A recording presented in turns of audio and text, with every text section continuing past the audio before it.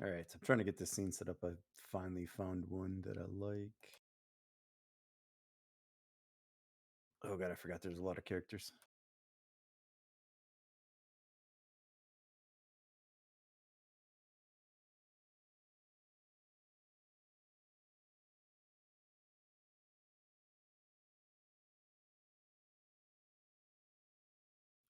All right, so we'll head to the sick bay on the Tiananmen. Is that your character on the Tiananmen, Prex? Yeah. All right, so we'll have your doctor character in the sick bay, and Captain DeGrasse will come in to get an update on how the survivors he is transporting to 17 are faring.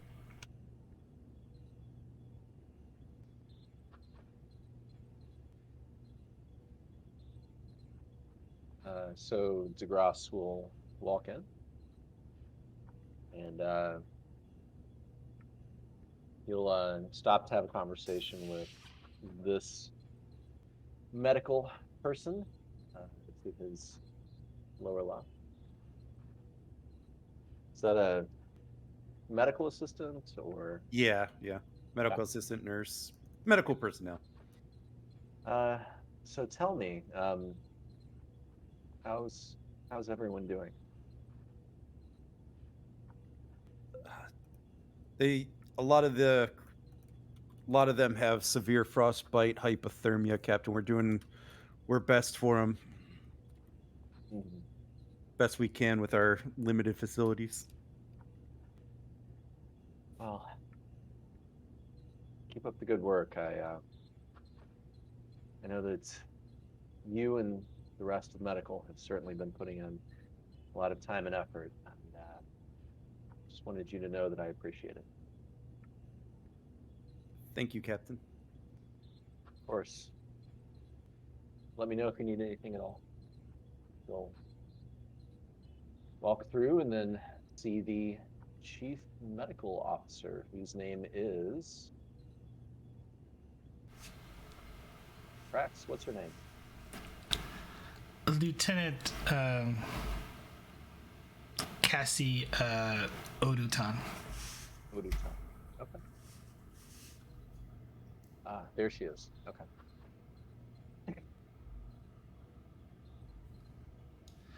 Uh, Captain, I was about to go see you. Well, I guess I saved you a trip. Yeah.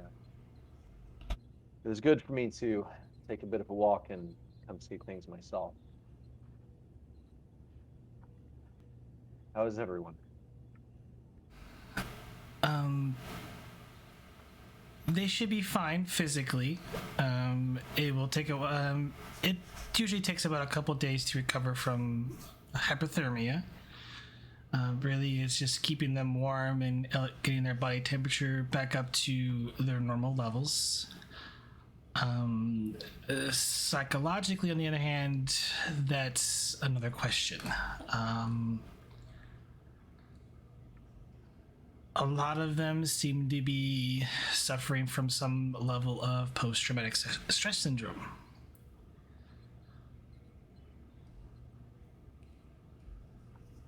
Well, given the reports I've read, I can completely understand that. In your estimation, is it severe enough for them to be unfit for duty, or would you give them maybe a week, two of help and they could return to duty? Any sort of I trail talk? I would honestly, this is more of a department for an actual counselor or other more psychologist evaluation on each member of the survivors of the expedition crew. Mhm. I would probably recommend that they will not be placed on any sort of duty roster for at least a week, and have a full psych evaluation done and mandatory counseling for at least 2 to 3 months to start out with. After that, it is up to whoever is in charge of that. Mhm. But Deep Space 17 should have the appropriate facilities to at least handle that. Understood. Well, of course, please order any psychiatric evaluations that we need to. Um, if you need me for anything, then please let me know. And how are you feeling, Captain?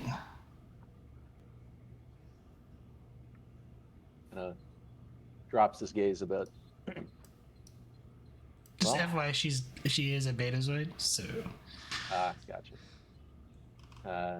So yeah, leading into this conversation, if she's detecting his emotions, he is worn out. He is angry at what happened to the expedition, and he's not in good spirits, but trying to hide it. So yeah, he will say, "Well, it's been a bit of an ordeal, but compared to what they've gone through, certainly nothing. Well, nothing but maybe a few drinks and good night's rest couldn't help out with." well, the rest I could agree with, but the drinking I'm gonna have to say no to. Mm.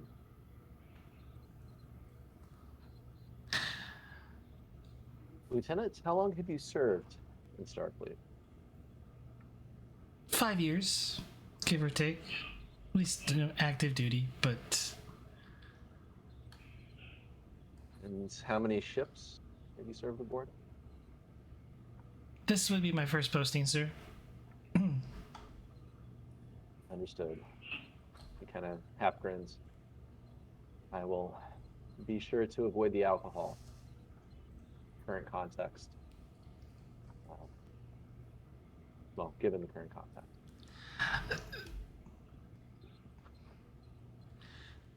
With all due respect, sir, if you need someone to talk to, I am always willing to listen. Noted and appreciated, Lieutenant. I'll keep that in mind. Right now, I'm sure your services will be sorely needed out there with medical. So I'll leave you to your work. If I can help in any way, please let me know. Other than just, well, no, it'll be fine. Also, Captain, don't forget I would like to get your physical in sometime today. After we Hey. arrive at Deep Space 17. All right, well, guess it wouldn't be a good signal to the crew if the captain starts avoiding routine medical checkups, I guess. So feel free to let me know when you're ready. We'll turn and walk out of medical and proceed back up to the bridge. All right. Meanwhile, on the bridge, the Tiananmen is probably about a half hour out from DS-17. At their best warp factor. So I'll allow some role play with the bridge officers. Maybe about what you saw, what your experience, what your thoughts on, having to rescue the crew off of the ice planet.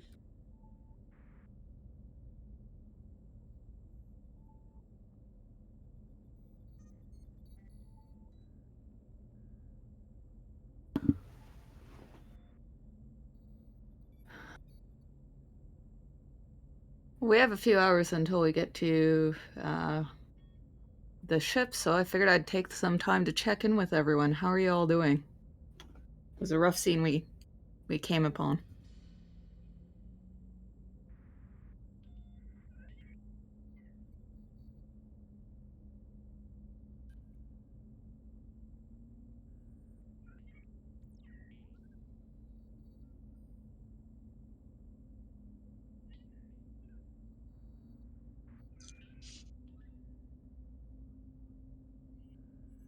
rough, but yet not entirely unheard of.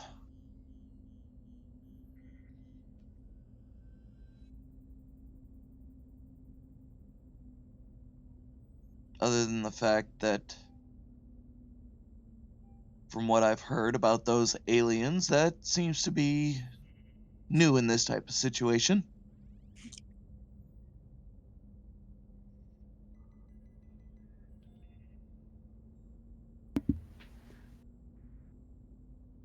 Yeah, that was not the ideal first contact. Definitely.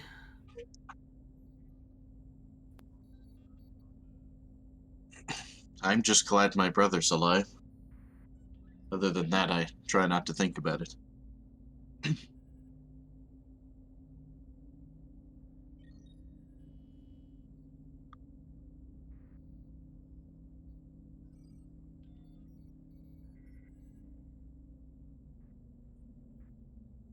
Well, from reports that I've read, Casey, your brother was more than capable of defending himself in that situation. He's a capable man. He's a tough nut to crack, and he's certainly in peak physical condition, but... Well, this isn't the first difficult mission he's been on in recent years, and I'm not sure how much he has left in him. Well, then maybe it's a good deal for him to get out of the security role and into command.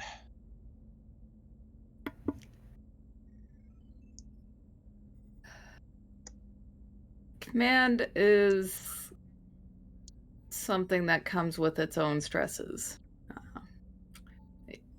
I doubt that situation would have been any easier once the ship went down if he'd been in the captain's chair. True, that's agreeable. That's Well, I've spoken plenty with my brother, and I just know that he wouldn't have been in that position if he was in the captain's chair. So you're thinking Captain Morgan put them in that position? I haven't gone through all the reports yet. Well, he's my brother. Let's just say I know more than the reports will say. The truth will come out soon, I'm sure. Agreed. I find it best not to speculate until all the facts are in. That said, you know your relatives better than I would. I've never met him. Speculation can sometimes lead to discovery, Commander.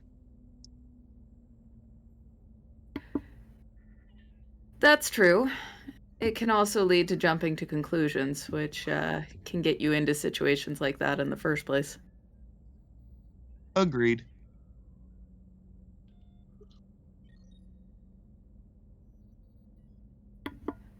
That said, I'm glad we were able to help rescue as many as we could.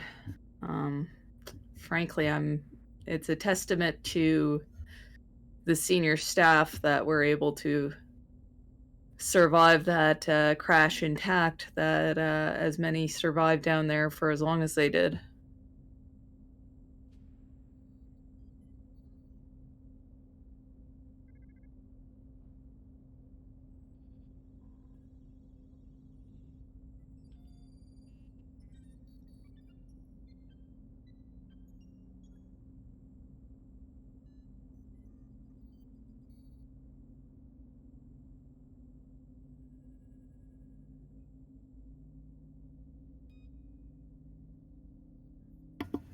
And I will say, if early reports are to if early reports turn out to be credible, I hope that the JAG office is made aware. That's as much as I'll say on the speculation side of things.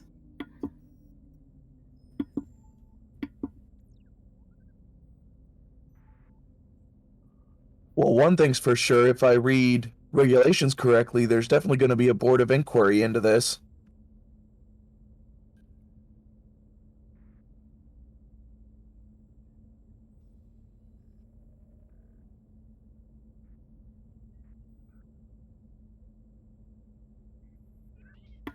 As there should be. A ship like that, going down without hostile actions, that just shouldn't happen. Ever.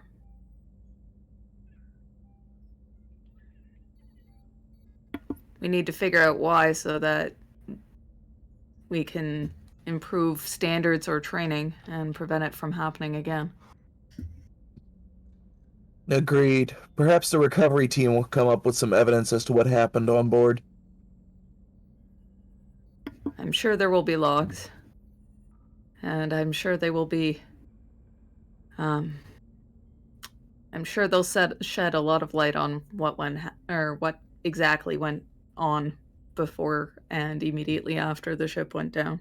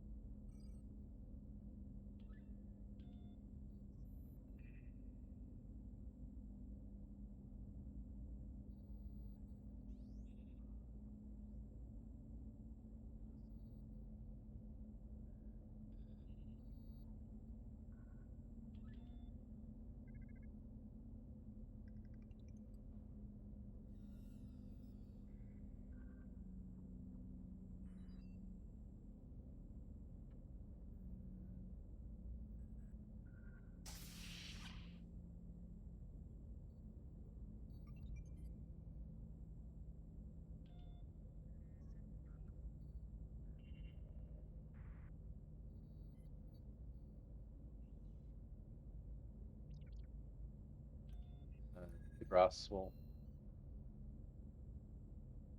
walk up and say, Commander Rel,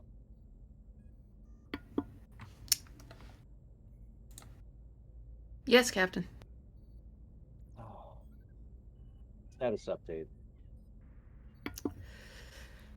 All systems normal. We're on schedule to arrive at the station in a few hours. Do you want the chair back? No, actually. I'm going to continue to walk the ship. Do a morale check. Understood. Well, best of luck, and if I may, be sure to take some time to yourself. You look exhausted, Captain. Yeah. I appreciate the candor, Commander. Oh, and he'll lean in close. How's the crew doing?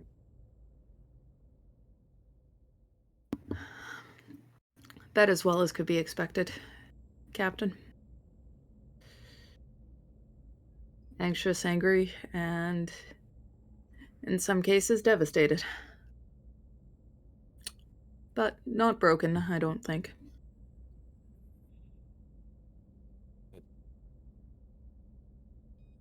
All right. Well, I won't be out of contact, so feel free to let me know if anything comes up. And yeah, and he'll trail off and walk back to the turbo lift and continue his walkabout.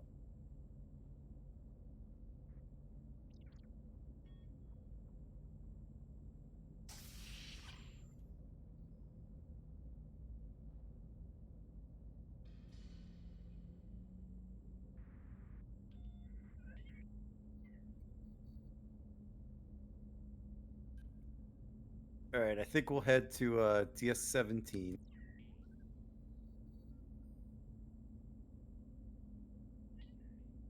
If I could find where my stuff went.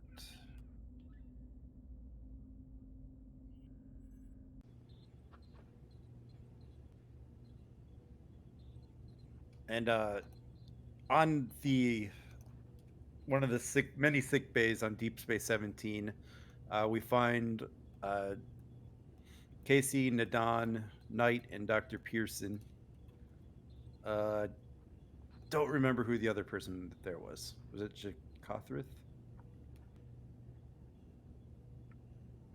Coda, I think. Yeah, Kodo's there.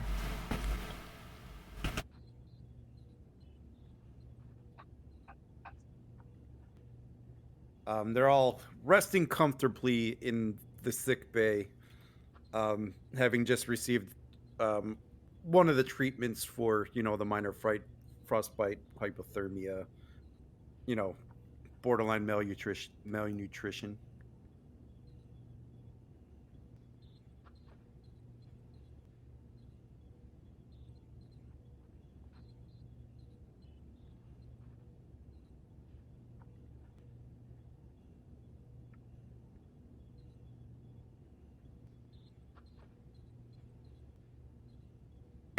With my medical experience, would I have any idea as to how much longer it should take before we're released? Maybe a day or two. You're probably here for observation. Because of the heaters and stuff. This group wasn't hit as bad as some of the others, but they want to keep you here for observation and stuff. Understandable.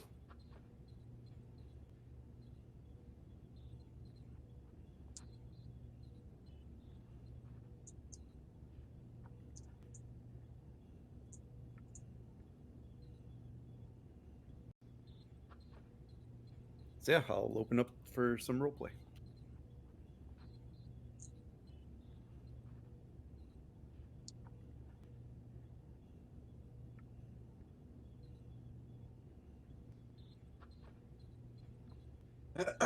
I feel right as rain. Dr. Pearson, do you think they could release us soon? I need to get out for a walk and clear my head. I doubt I'm at any risk of dying. I wish I could, Commander. However, in this sick bay, I have no authority. I'm as tied to this bed as you are. And you know what they say about doctors. I feel so inefficient. Can't believe I'm not in engineering. Trust me, I'd rather be on my feet helping out our fellow crew members than lying in this bed as well. Likewise. Don't get me wrong, I don't mind any of your company. At the same time, I could really use some time alone with a good book. A good book and a glass of moonshine. That too. And my plans. Unfortunately, they're floating in the eddy field. Oh well. I can grow new plants.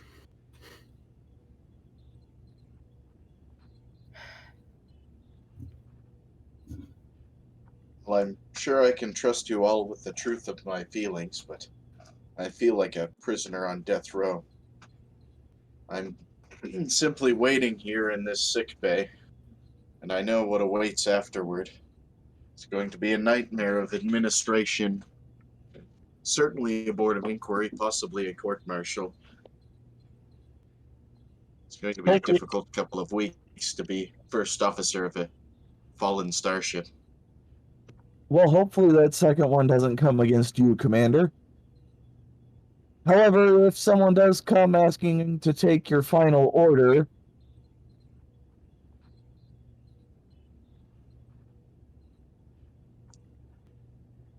A good point. I should probably think what I want.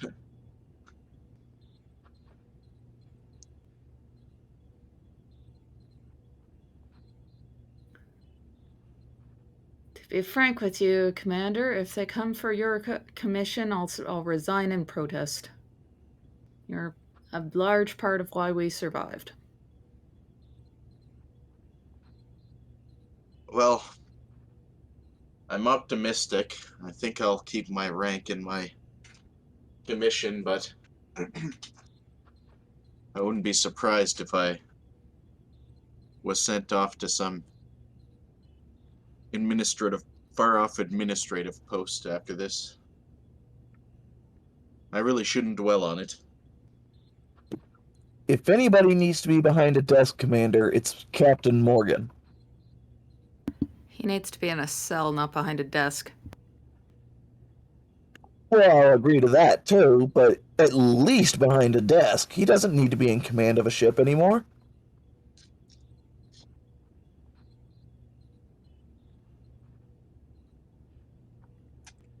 I've heard rumors that the JAG may be assembling a case. Of course, I say this also in confidence.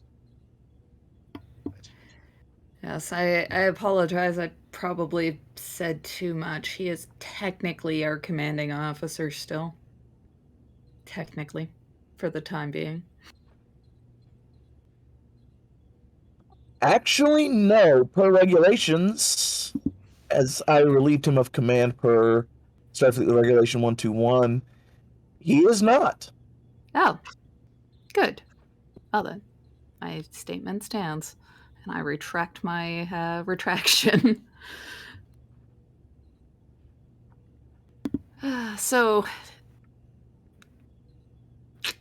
how long do you think before they at least clear us to physical activity? Physical activity, possibly another day. Full release, maybe 2.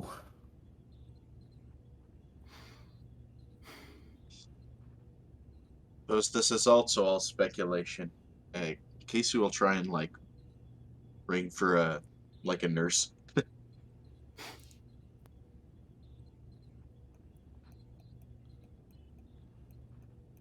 Yes, Commander. Is there something you need help with?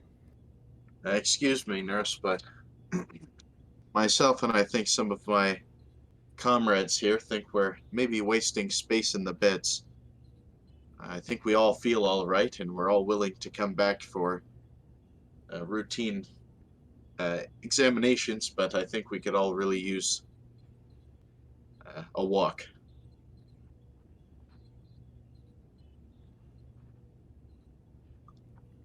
Would The it be last possible for the orders- doctor to arrange this?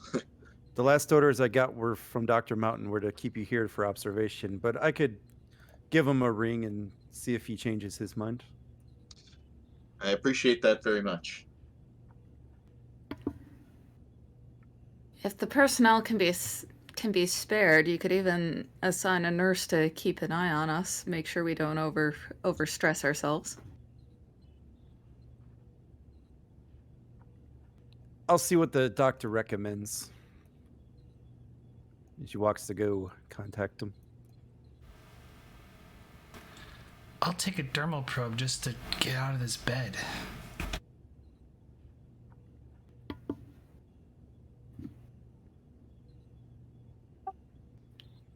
Yeah, even just stretching and seeing something that isn't the inside of the med bay would be nice.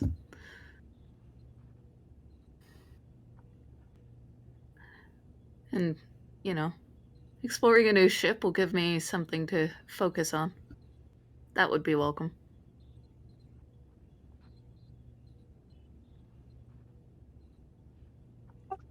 Didn't you notice, Nadon? We're not on a ship anymore. Or the station, sorry. And entering sickbay comes Admiral Nea.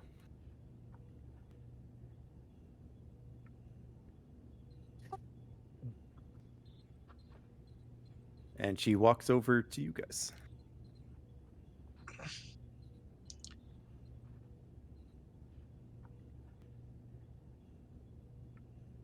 I'd call attention, but I don't think that the doctor would appreciate all the drill in his sick bay.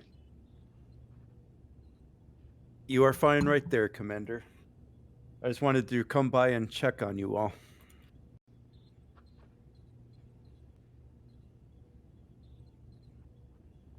I think we're all eager to get back on our feet, at least, and go take a walk around and at least try to clear our heads. I could understand that. In the meantime, though, I did want to inform you that I am opening up a formal investigation into the destruction of the expedition.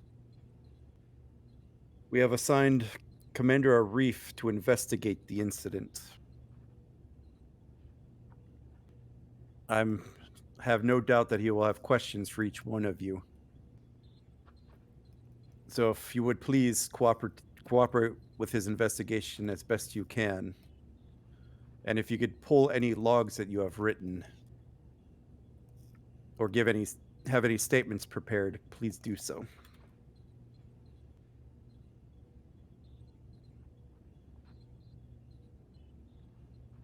We'll do our best, Admiral. Of course, logs were not our first priority while we were on the planet, but I did try to retain the normal schedule of command logs.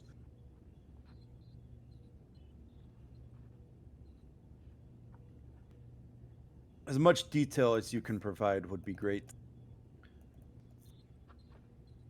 I don't like that we lost one of our sovereigns. I don't like that we lost so many good crew.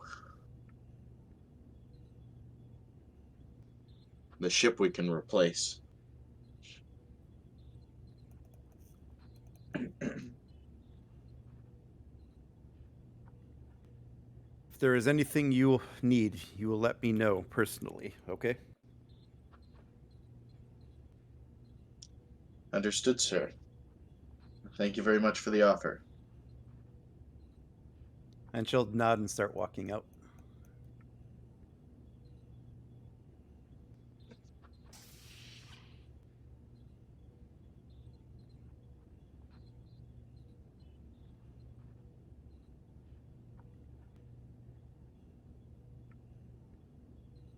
Well, we knew it was coming. I guess that makes it official. Indeed. Wait, so... Oh, we got all the memories back from the other timeline, so Casey would know her reef. Yeah. Semi-well. Yep.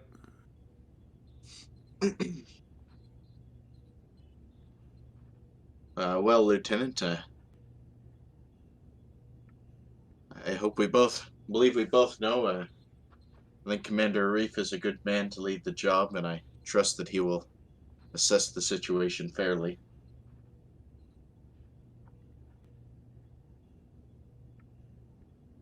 But it is difficult to reopen these wounds so soon. Such is the nature of investigations. Yeah, our statements would lose probative value if they waited any longer, probably. It's fair.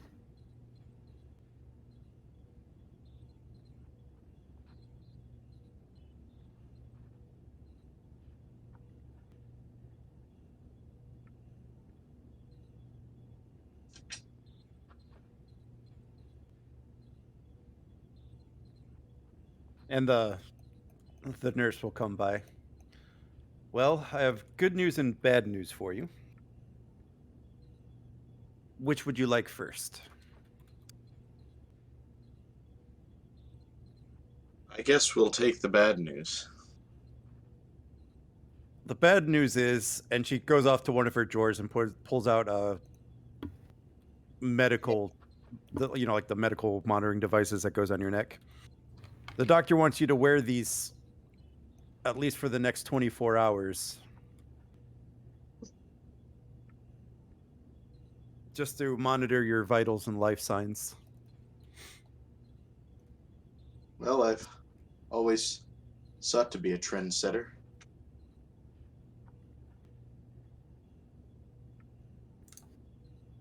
But the good news is, if you agree to wear these, you can head to guest quarters.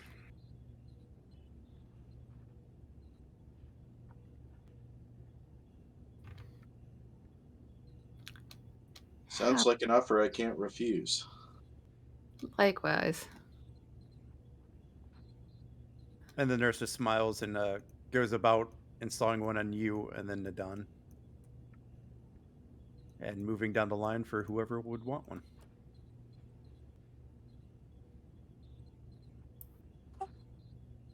Yeah, Knight will take one so she can roam. And he'll turn horns. And so will Pearson.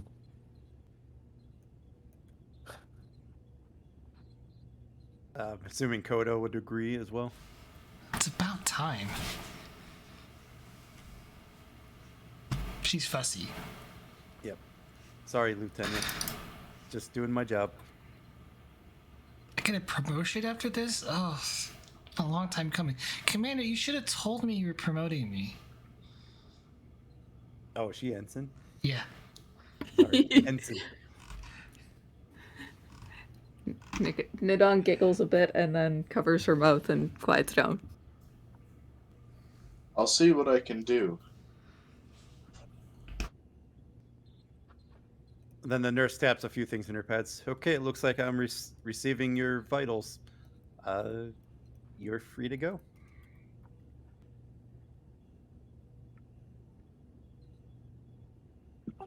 Awesome.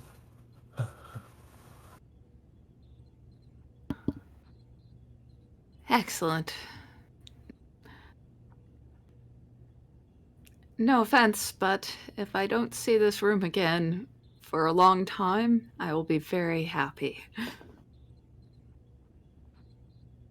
I hope you have a good rest of your day. Thank you, and I hope you have a pleasant recovery.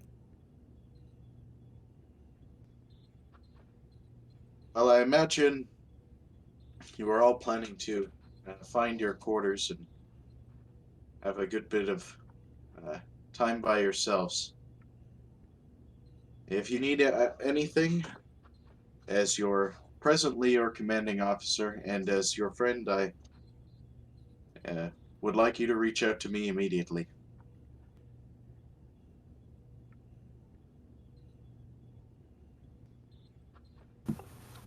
Understood, Commander.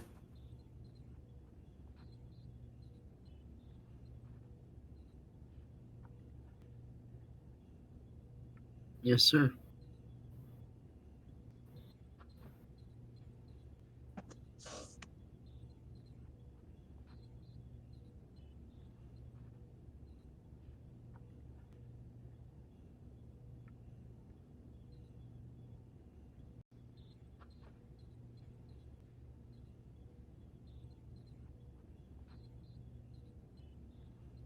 Yeah, I guess Casey will make his way to his guest quarters.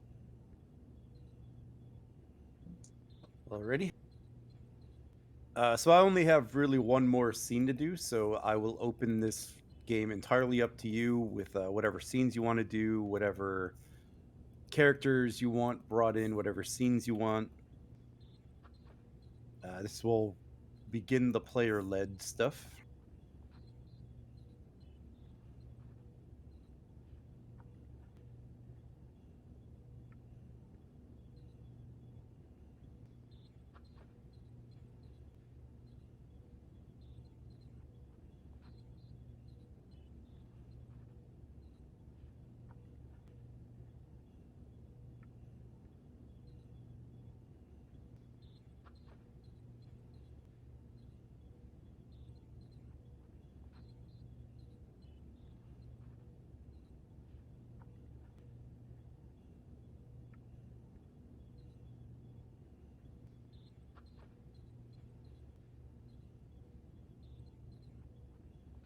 DeGrasse will start off by making an unscheduled visit to. Would the Tiananmen have a holodeck on board? I would imagine. Okay. Yeah, he'll make an unscheduled visit to the holodeck.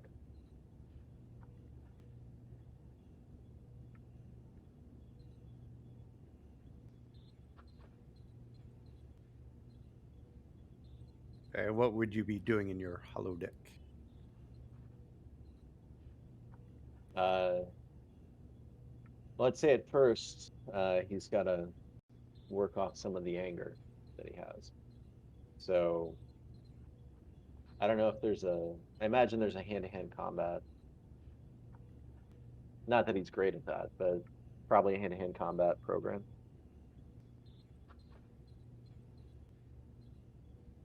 Okay. And forming in front of you, if I could find them. Oh, what the hell is all this?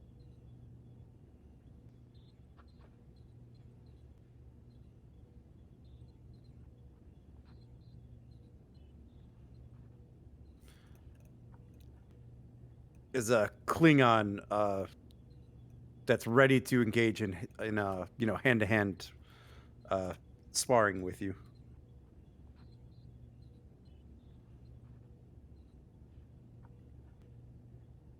DeGrasse, immediately seeing his opponents, leaps and attacks. All right. He'll take a big old Kirk haymaker. All right. Daring security opposed.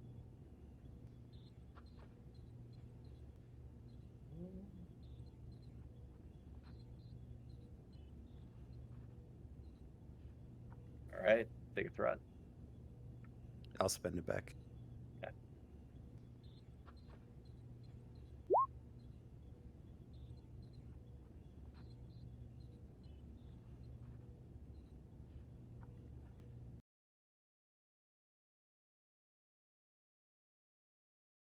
Oof. So the Klingon dodges your. You don't have any rerolls, do you?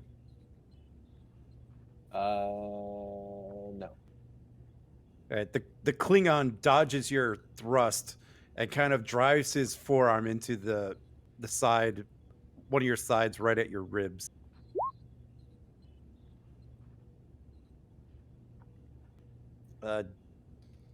Kind of knocking the wind out of you and knocking you onto the ground.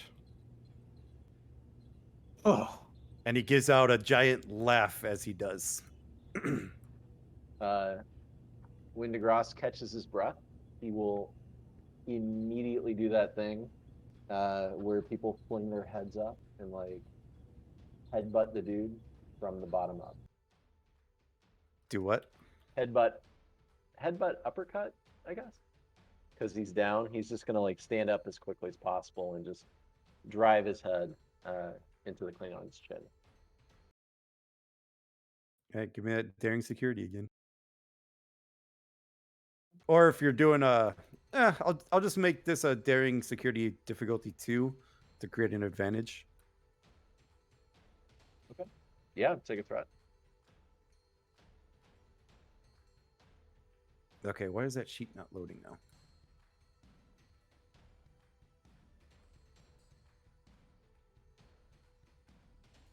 All right, the sheet was working, now it's not loading. Weird.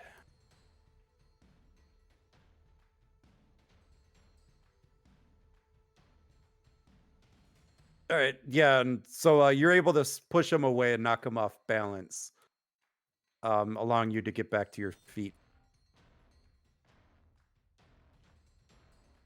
But this time, the Klingon charges at you, attempting to do damage. I'll spend the threat you gave me.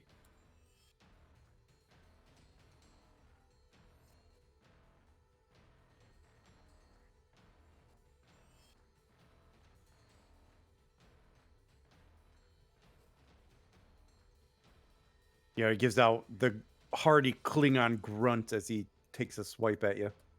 This is opposed.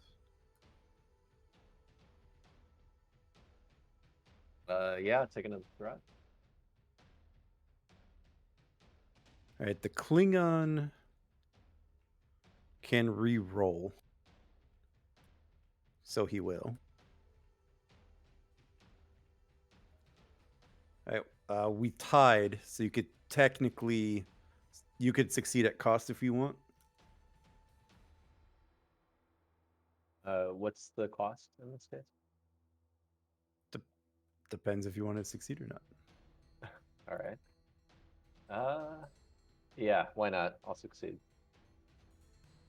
All right, go ahead and roll roll your damage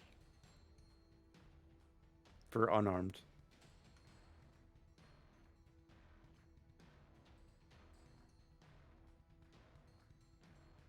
All right, he's actually going to take 0 here. Oh, damn. Klingons are no joke in melee.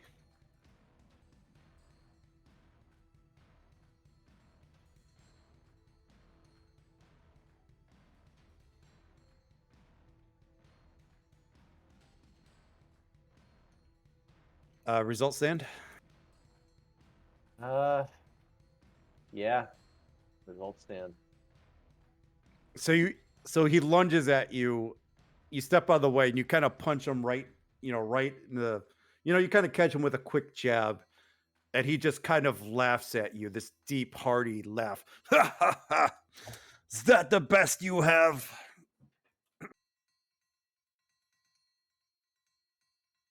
DeGrasse will just say, yeah, probably. And then say, computer, slow down program to 75%. Give me presence engineering difficulty 2. Presence engineering. Yep. All right. Take For the advantage creation. take a threat. Persuasion for a focus. Don't think so. Computers for a focus. I'll take computers. Wow. Okay. This is the weirdest roll I think I've ever done in my life. Oh.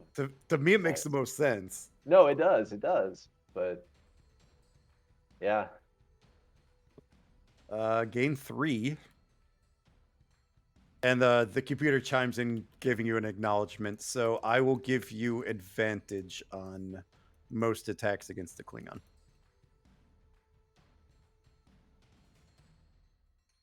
Well, I'll give you an advantage if you successfully hit him. Gotcha. And it's still technically your turn.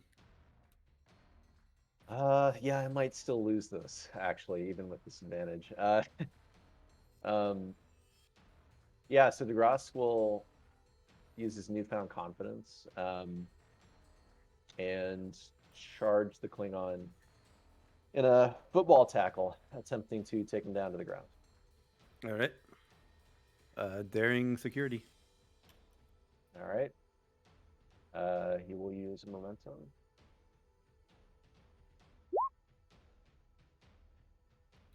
All right, damage, please.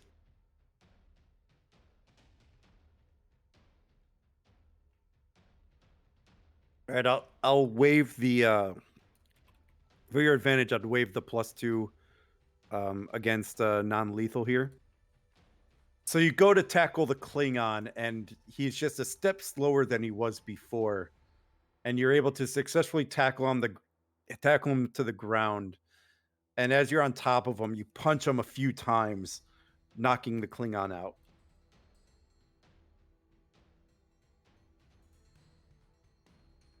Then the Klingon disappears.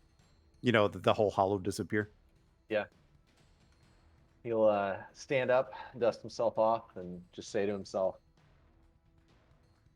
I don't really feel good about that. And he'll shrug and walk out of the holodeck. Continue his walkabout of the ship.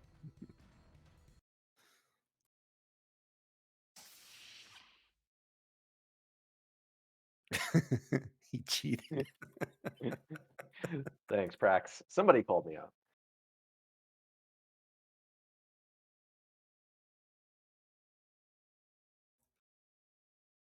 out. Anybody else? Remember, all the plethora of characters you have are able to be played, so.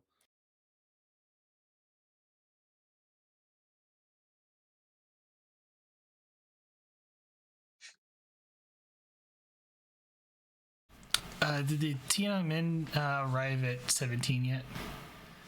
It could.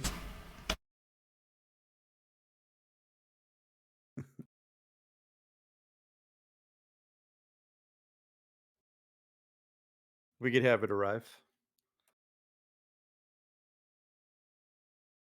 If there's a scene you want to set up.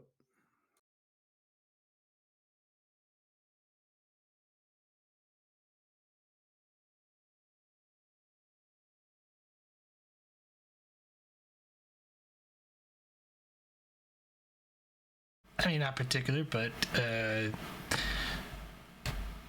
the doctor would probably maybe like to tour DS-17 for a bit if they arrive.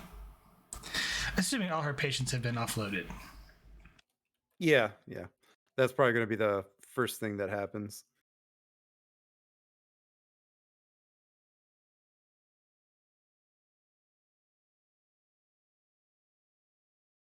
But what I could do is I could get this scene out of the way, though.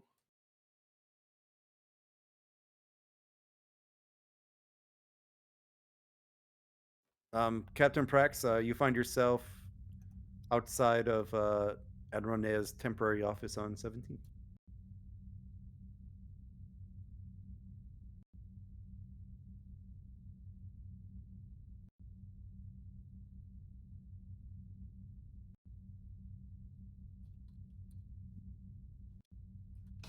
She chimes the door. That's not it. Come.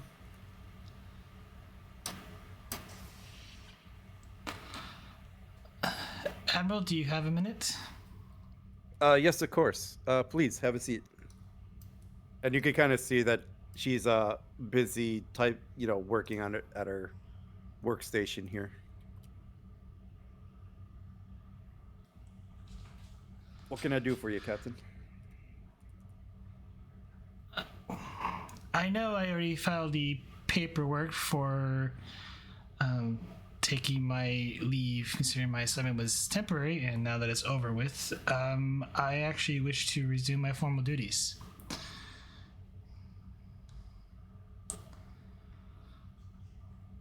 Oh. Why the change?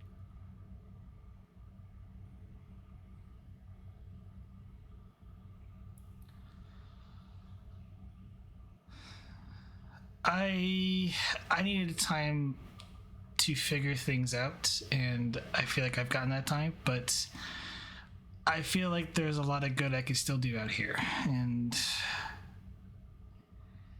if you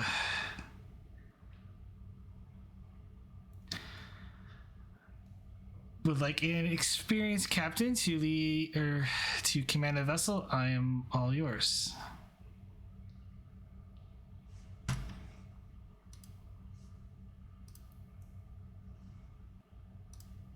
You already up and resigned on me once. What assurances do I have that you won't do that again?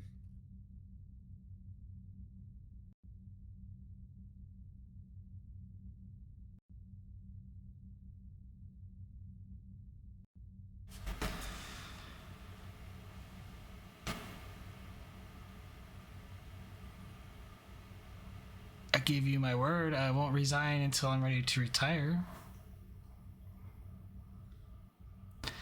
But reassurances are hard, but I think my actions in the past have spoken louder than at least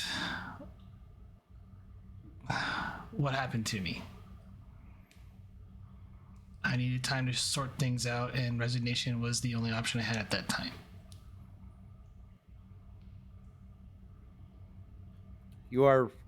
You are right, however. We are in need of experienced officers now more than ever.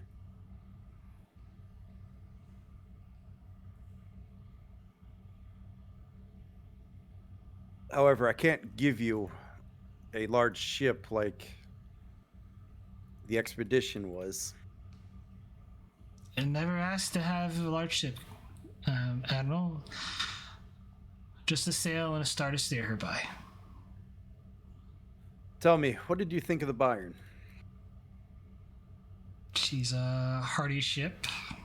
Her crew is an excellent one, assuming they've been permanently assigned to the vessel. Most of the personnel that were assigned were pulled from other duties around Deep Space 17.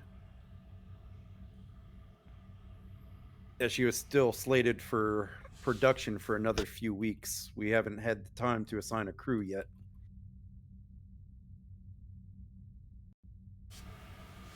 But she is in need of a captain.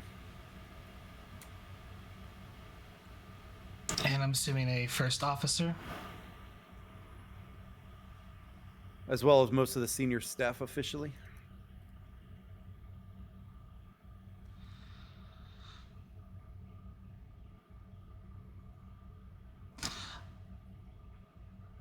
Bayern's yours if you want her, Captain.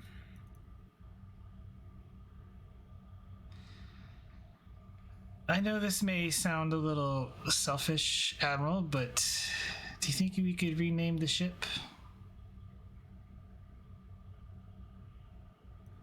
What did you have in mind?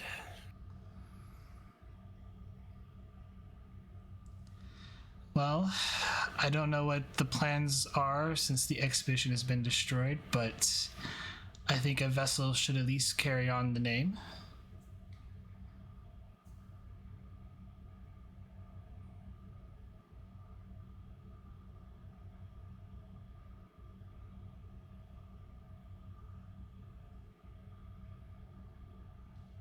Well, it is unusual to rename a ship to one that was lost while still undergoing an active investigation.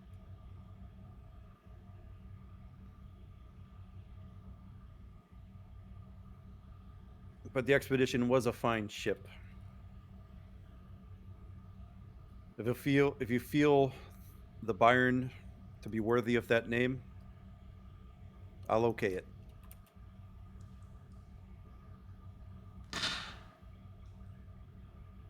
I do. After all, the name is synonymous to that of early explorers. So we all go on an expedition. Doesn't matter what what type of ship it partakes on. Let it be an Excelsior or a Sovereign, and in this case, an Intrepid.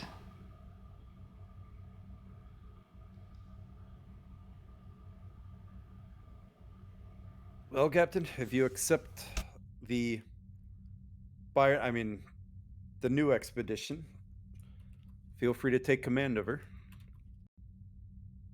Here's a list of the staff that we could pull from 17. Many of them did serve on the expedition during your mission. Feel free to formally request them transferred.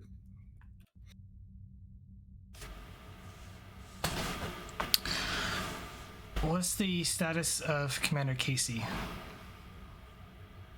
And she looks at her computer. Looks like he was just released from sickbay not too long ago. What about I know there'd be an investigation, at least within the senior staff of Captain Morgan's crew. Is he under investigation or will be? I can't speak too much on the investigation yet, Captain. Of course. But I suspect many of the senior staff and crew will be held for questioning at the very least.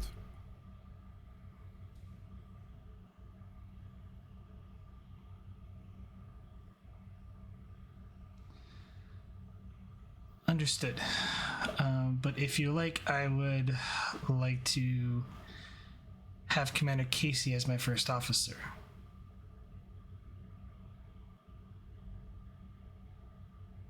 Seems prudent given your history with him, but I would hold off on any transfers of crew from the expedition until after the investigation is complete. There are still so many unanswered questions on what happened out there. And only a full investigation will reveal the answers that I seek. In whichever path that leads us.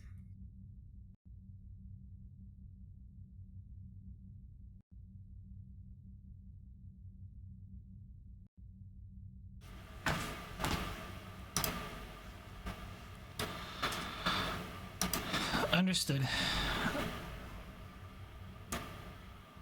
And thank you, Admiral. Thank you, Captain. And welcome back. And she stands up and extends a hand. She returns the handshake.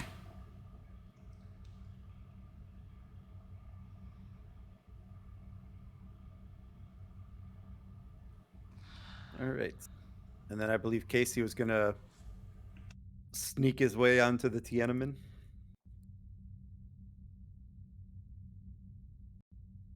Yeah, it works for me.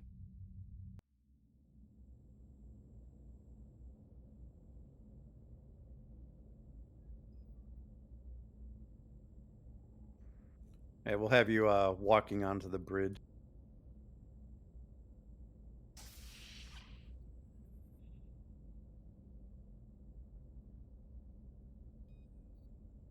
Lieutenant Commander Ryle, I presume permission to board the Tiananmen.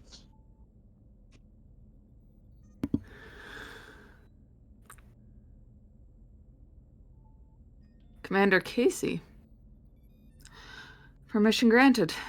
What do I owe the pleasure?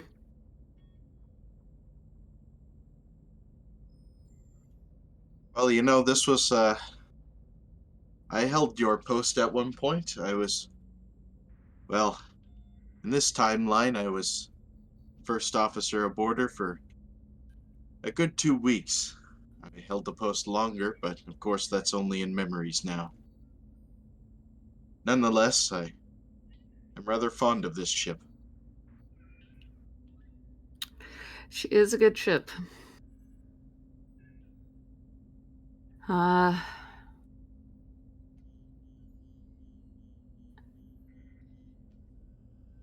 How are your crewmates doing? And how are you doing?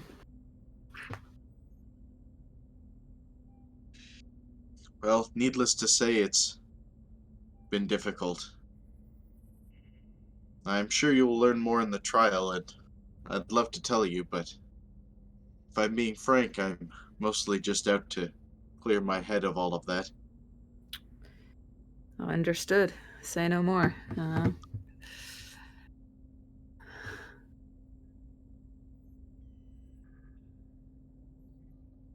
Would you Well, like a tour? I can get one of the ensigns to show you around. Well, it's been a year or two, but I think I still remember my way around.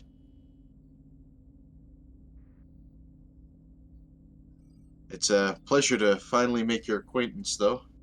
My sister speaks very well of you. I'm flattered to hear that. I'm pleased to finally meet you as well. Your sister speaks highly of you, too. Now that I find surprising. Siblings always speak better behind your back than they do to your face. Fair point. Fair point. I'm just glad for, in my family's case, it's not the other way around.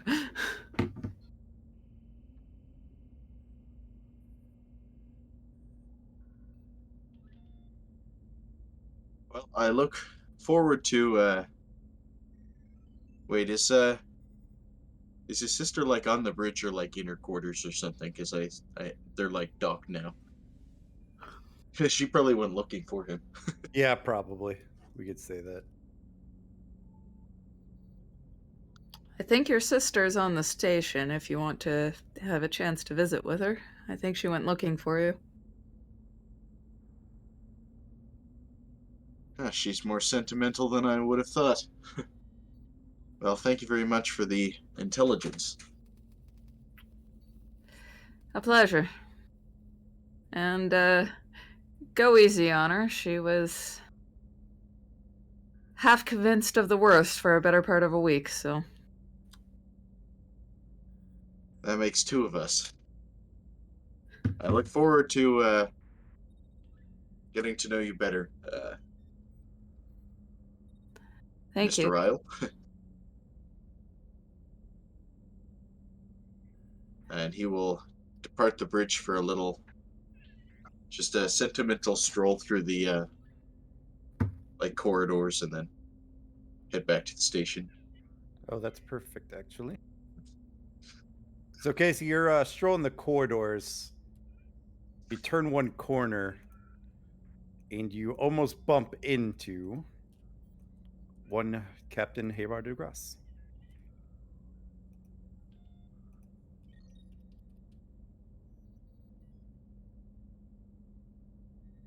Or no? Haber, What are you doing on the ship? well, as you may recall, a long time ago, I was chief of security on the expedition, and you were first officer. They needed a few senior members of the crew to head on board the Tiananmen to crew her for a couple of weeks. You, of course, became acting captain, and I your first officer. I just thought it was fitting to come back to my first officer posting after everything that happened. It certainly was simpler times when it was just the two of us. Yeah, I have to say that given our responsibilities, it's easy to miss that, you know. Some of the crazy things that we got into. I remember one holodeck episode in particular where we were was it flying biplanes in World War One? The Second World War, I believe we were flying Spitfires. Ah, well, Earth history, you know.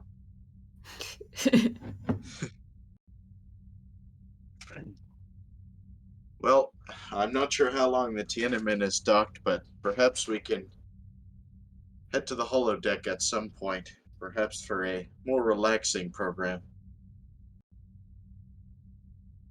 I think I would like that very much.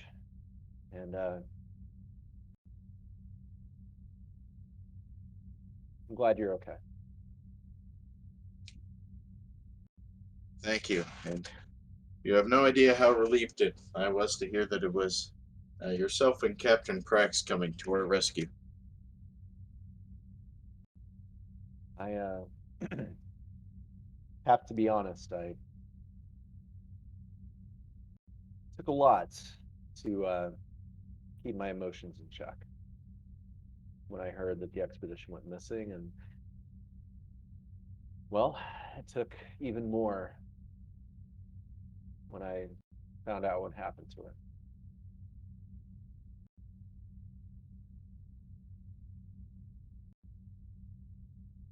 Well, if the Tiananmen is still aboard, a board of inquiry is forming. So if you're still docked, I'm sure you can stay to hear the truth. Well, that's excellent to hear. Have you had a chance to catch up with your sister yet? I was told I just missed her. I should have known she'd be looking for me, but it was good to see the bridge of the Tiananmen again. Well, we'll kind of pat him on the back. You're welcome anytime. If you didn't have a capable first officer already, I'd offer my services. Although Well, we'll see what my career has in store for me after the Board of Inquiry. well, given the reports I've been reading, you definitely exemplified what Starfleet is looking for in a commanding officer. The reports from the crew had nothing but great things to say about everyone, and in particular your leadership. Yeah, it makes me miss being on the expedition a little bit. Just see how close that crew is and was.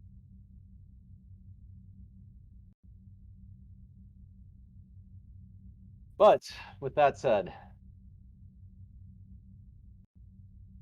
yeah, let's make some time. We can go by the holodeck and maybe grab a drink first beforehand. That sounds nice. Well, I won't keep you any longer. I'm sure you have much work to do, Captain. And take it easy, Casey. Get some rest. Casey will like open his arms for like a bro hug. Aw, the grass will accept the bro hug.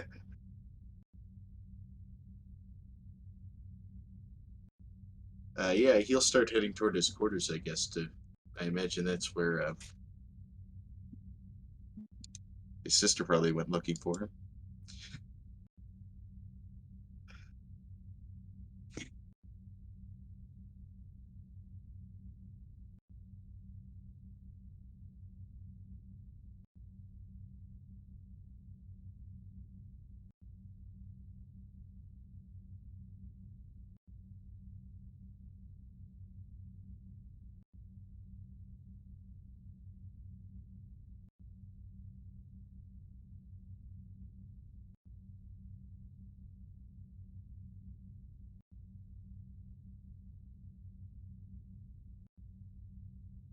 All right, everyone else has scenes they want to run.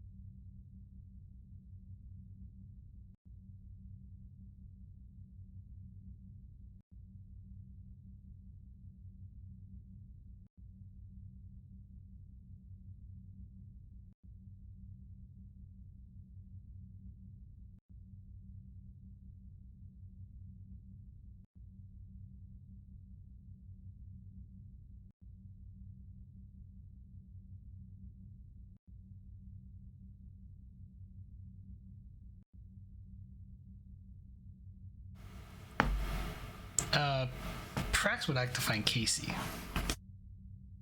Okay. Casey, you said you're heading back to 17? Yeah, he was going to his quarters to hopefully find his sister, whatever quarters he got assigned. Okay.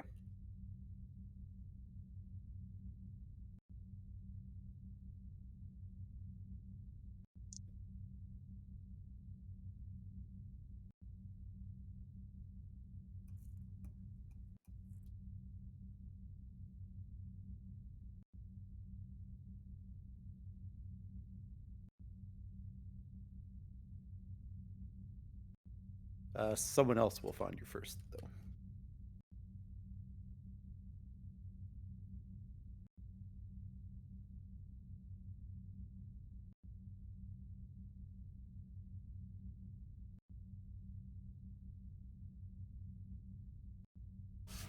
Yeah, she chimes the door.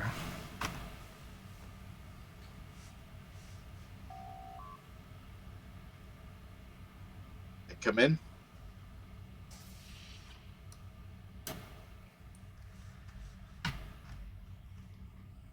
Captain Prax, what do I owe the honor? I've come to check up on you, see how you're doing.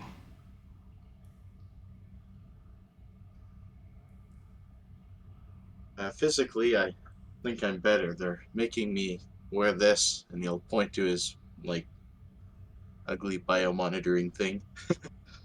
But I feel perfectly fine.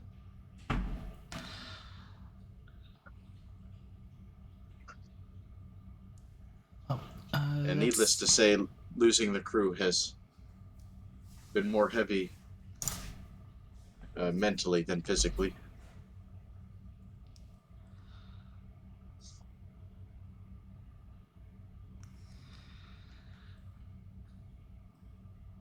Yeah, a lot of good men and women were lost in that tragedy.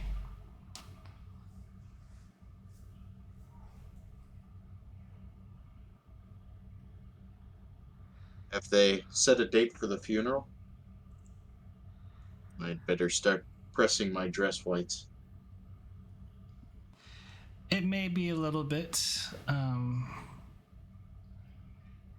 They're still dotting their T's and I's. So the inquiry will take some time. And unfortunately, there are no dead bodies that were really recovered. So, plus the missing.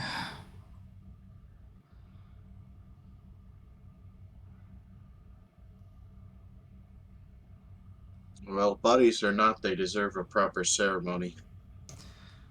I couldn't agree more. Even if we have to shoot a bunch of empty torpedoes off out of this station, I'll make sure it happens.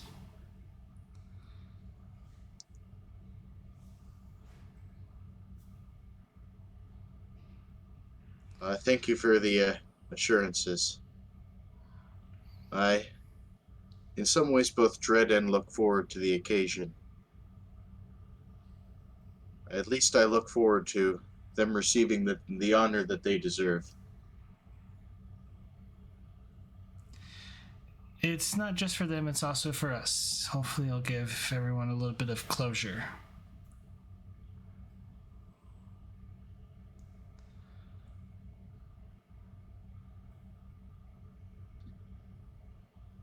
Can I get you anything? He'll gesture to the replicator.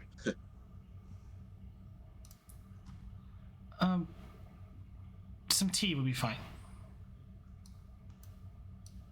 Computer, 2 teas, Earl Grey, hot.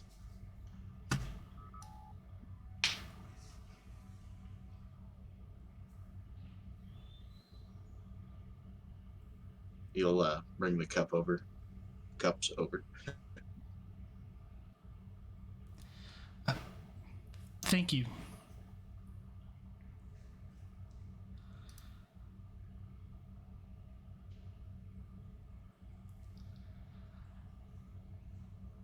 So, do you plan on staying in Starfleet?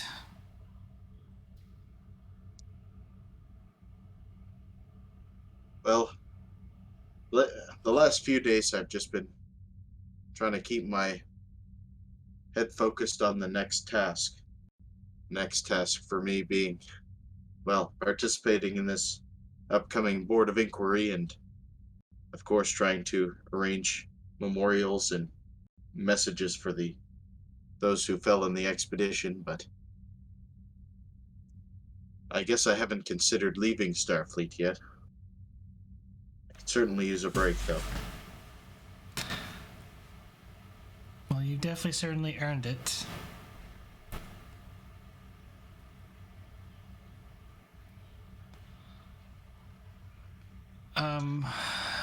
I'm taking command of the Bayern permanently, and I've also requested that she be renamed to the Expedition.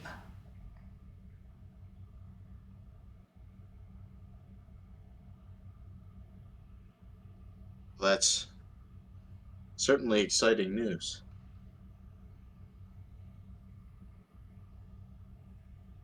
I'm glad to hear that you're back with us in the fleet. After, well, I'm sure you've seen what happens when inexperienced and incompetent officers fill command positions in the fleet.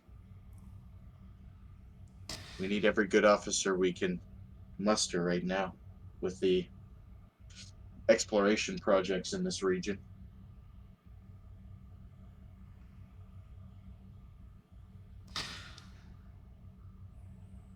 Well, Morgan may have had the experience, but he didn't have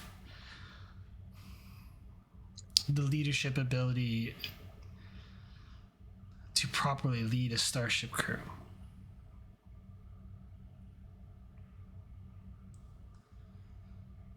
You could say that again. I've tried to hold my tongue mostly, but well, you served under him. Unfortunately, but I also made his life a living hell, so...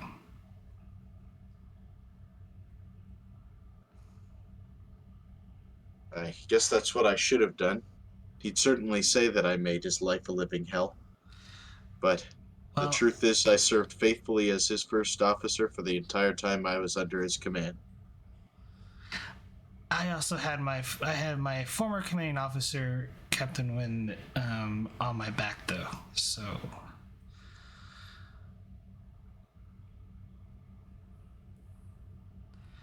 I do not envy the shoes that you had to fill.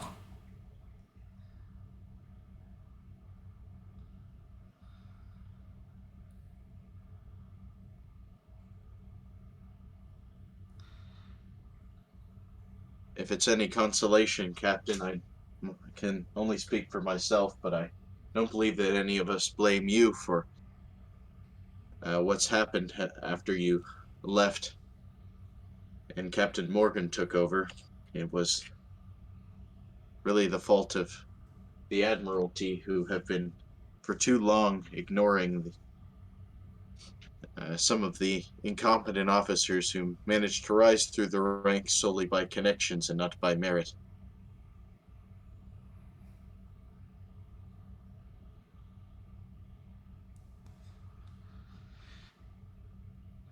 Yes, and unfortunately that happens in any era, even one after the Dominion War where we lost so many good commanding officers.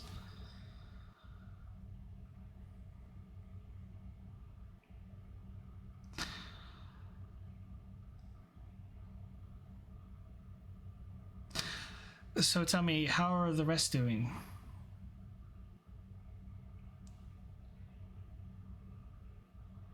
I haven't yet had a chance to connect with those who just arrived on board the Tiananmen. I was only just released from sickbay myself.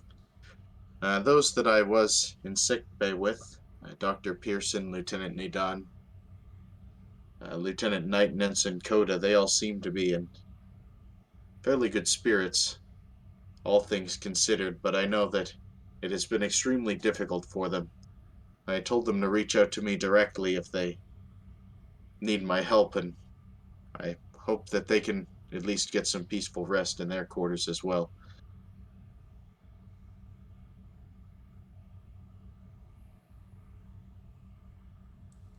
Well, all of you deserve some well-deserved shore leave after all of this.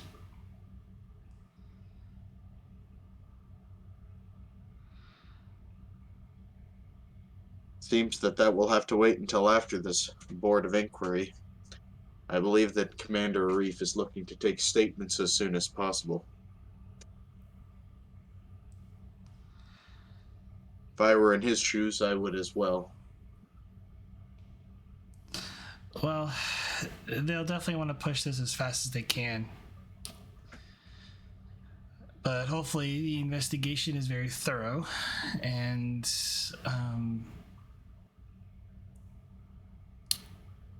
justice is properly served in this case.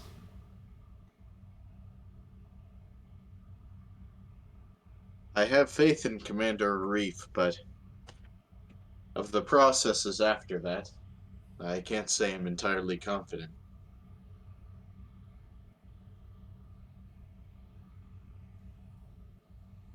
I know what you mean all too well. Which, after this is all over with, and you still manage to keep your commission,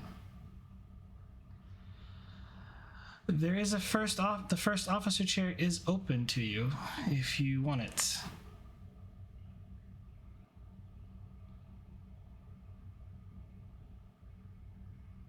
I don't know what to say. I'm honored.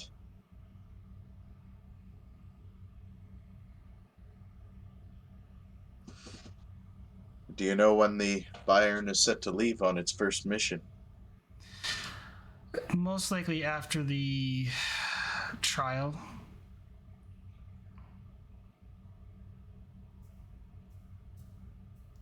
there is still some things that are needed to be done, and the ship isn't fully crewed yet.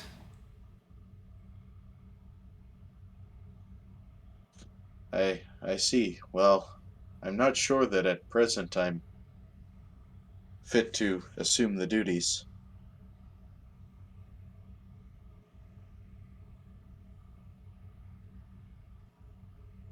Do you have someone acting as first officer currently?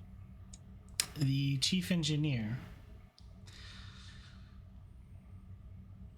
At least I still think he's the chief engineer.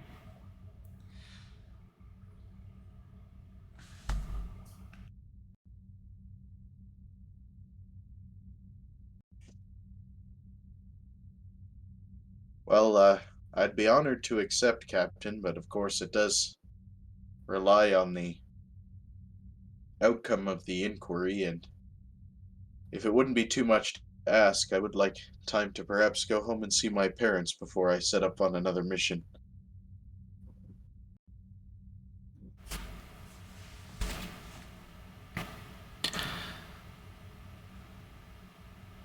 I'm sure arrangements can be made.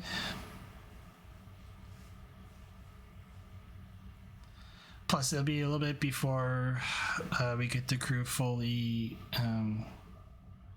set in place, and I hopefully will plan to, assuming that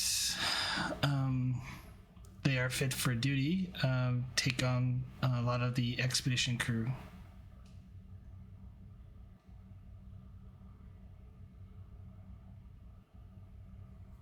I'd love to continue to serve with them. Although, just based on passing conversation, I believe that at least Dr. Pearson and Lieutenant Nadan may be looking for postings here on the station so that they can remain close to the mission, but, well, I wouldn't blame anyone for seeking a break from starship service after that. Life on the station is certainly a bit more predictable and stable.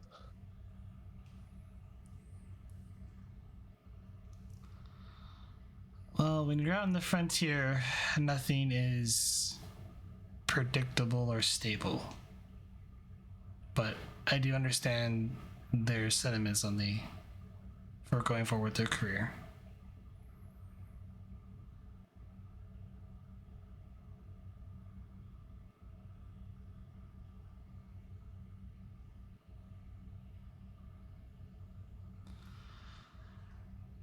Well, Commander, I've taken up far too much of your time. Get some rest. And thank you for the tea. I'll always have time for you, Captain. And he'll reach out his hand to shake it.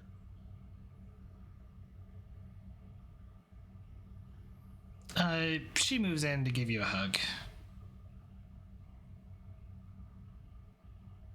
I'm glad you're safe. We got two. Thank you, Captain, and thank you for coming back for us. Anytime. And she walks out.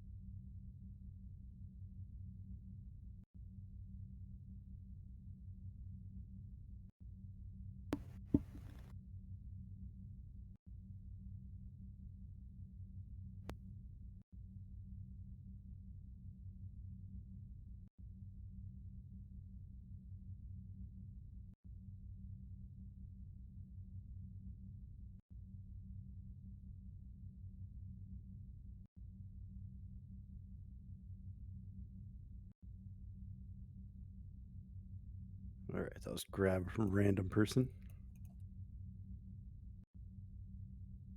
All right, I'm probably going to be using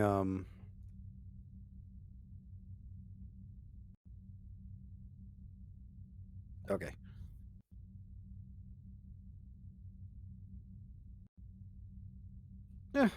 Yeah, we'll start here and then we'll do the same Degas has in mind. But yeah, you Captain, you arrive at your first at your first stop here. With was it Lieutenant Commander Krim? Lieutenant Krim. Lieutenant Commander Krim. Still learning the ranks.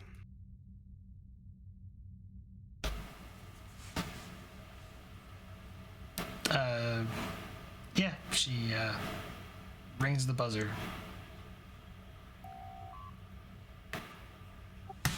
Enter. Captain. Commander, how you doing? Pretty well. I'll admit the role of acting first officer takes a little bit to getting used to. Not used to doing so much paperwork. It is quite a lot, and I apologize for offloading so much to you. Not a problem, Captain. As you may have figured out, I do have aspirations for command, but I hadn't commanded a vessel before or even acted as first officer. So being asked to be acting captain while we were out headed to the expedition before you arrived was kind of a surprise for me.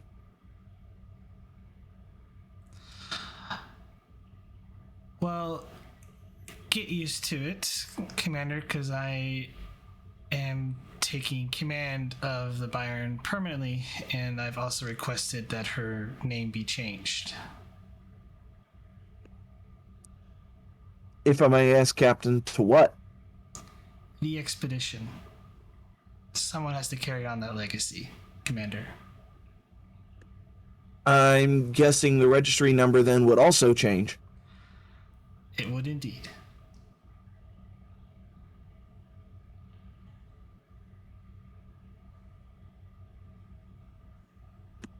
Well, it definitely makes sense. I mean, the Expedition was marvelous ship of the line.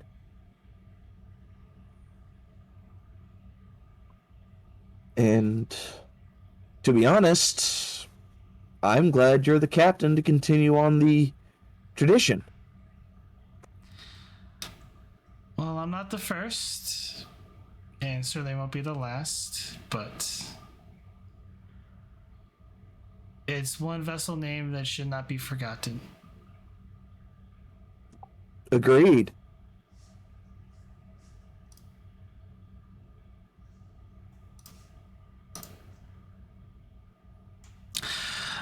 Speaking of which, since you're the chief engineer, I would like some modifications done to my quarters. What kind of modifications? Oh, just an extra room. Nothing too big.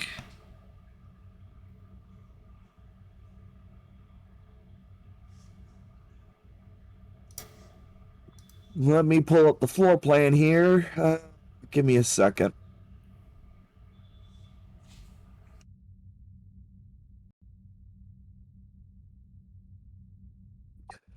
Well, from what I'm seeing, there is room if I basically extend yours into the first officer's, well, not exactly the first officer's quarters, but, into those areas right for now, and, basically figure out some movements on deck 2.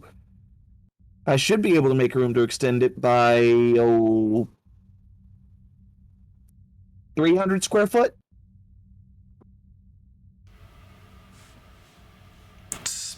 Plenty big, just enough for an extra bedroom.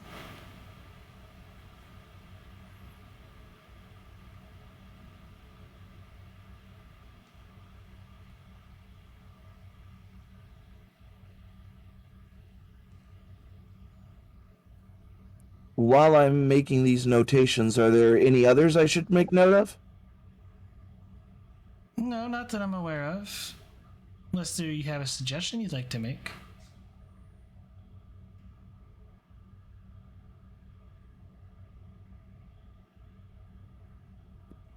Not that I can think of off the top of my head. I mean, the captain's mess is always available, so I mean, you read reports about what they had to do to that thing when the Voyager was lost, right?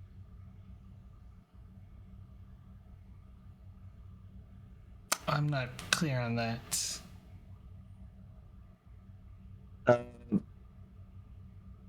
When the Voyager was lost in the other quadrant, they transformed the captain's mess into like a galley of sorts, a place for meals to be prepared, an actual cook. Oh. Well, then maybe we could use the hydroponics bay to grow some tulaberries. Or, sorry, trillaberries. Possible. Maybe I can even get some of that Earth coffee, the coffee beans. I hear that the replicator doesn't quite get it right. No, it doesn't, but I think I might be able to secure a coffee plant or two from a certain admiral.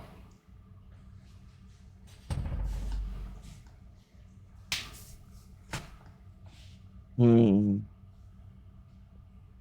that would definitely put our hydroponics bay to work for a little bit. Maybe some other fresh grown fruits and vegetables, if we can get our hands onto them, would work. But that would mainly be the science department, I guess.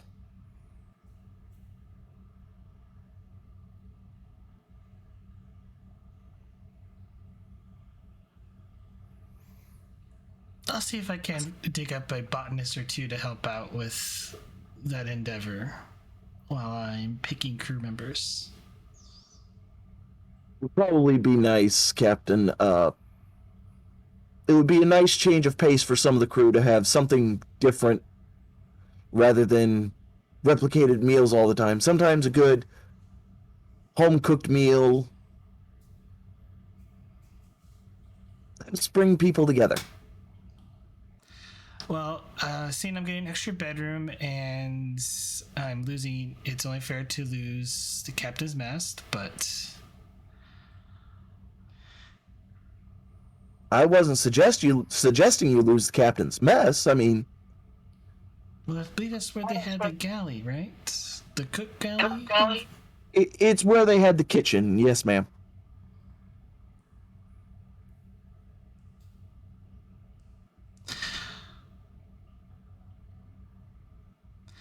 Well, I'll let you figure all that out and just submit the details to me so I can get it approved. Will do, Captain.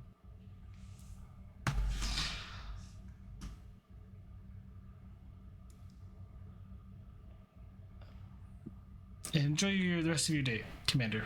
And she kind of nods and heads out.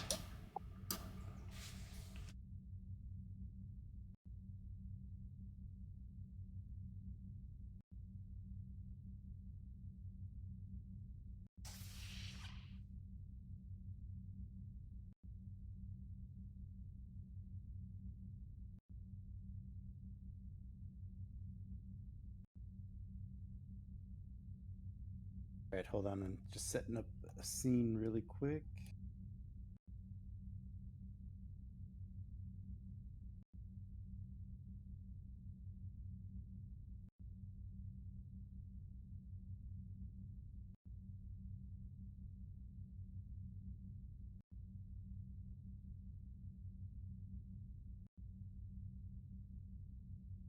All right. So in one of the one of the many bars on board Deep Space 17.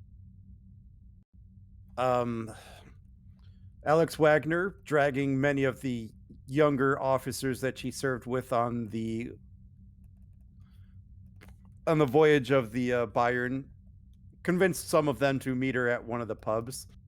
And also here enjoying a few drinks is Lieutenant Degas.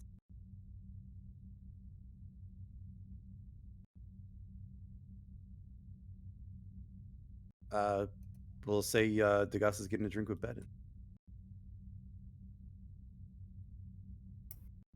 Just to make things easier.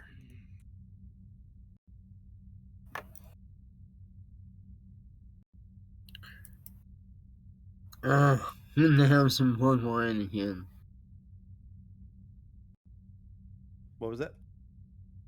She's saying it's good to have some blood wine again. Bedin will finish his drink and put it down and say, I've never actually had blood wine. Would you recommend it? Yes, if you have Klingon standard monk. You may not handle it well. Well, guess there's only one way to find out. He'll turn to the She grins. yeah. Theshoric? He'll turn to Theshoric and just say, blood wine, please, and he'll point to Degas's drink. Are you sure about that? No, I feel like this is about the only time I'll work up the nerve to try it. So, yes. Who am I to say no? Just, you've been warned. And, he'll put one of the blood wine glasses in front of you and pour it. Should be lucky. I just got this from the Klingons that were just stationed aboard. So this is... Oh, there was some Klingons here. Excellent. It's authentic Klingon blood wine straight from Kronos. Shame I missed them. They'll be around. They're setting up some diplomatic thing. Oh, very interesting. Some ambassadors move into town. Here Here, they're also going to have a few Klingon restaurants. Oh, very nice. I miss having some authentic cuisine every now and then. It all tastes the same to me. But you be careful, human. Stuff's not for amateurs.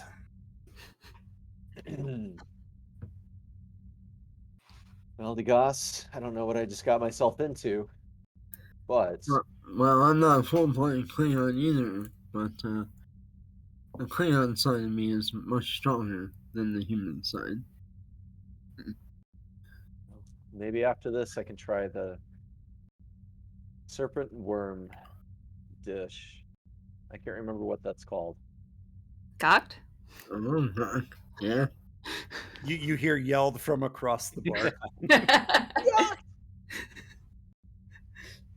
He'll turn and just kind of look at Wagner curiously. And you see on the table that she's probably playing with the worms in it right now. Yeah. All right. He'll raise his glass to cheers to Goss. Cheers. Take a big old swig. She does as well. Okay, Degas, I'm going to need you to give me fitness medicine difficulty 3. Like one thing of blood wine, if you don't take an inhibitor, will knock a human on its ass. It's good for the real life player to know that at this point. Okay, let's see here. Get his character sheet up. Fitness medicine. Survival for a focus? No, I don't think so. Okay.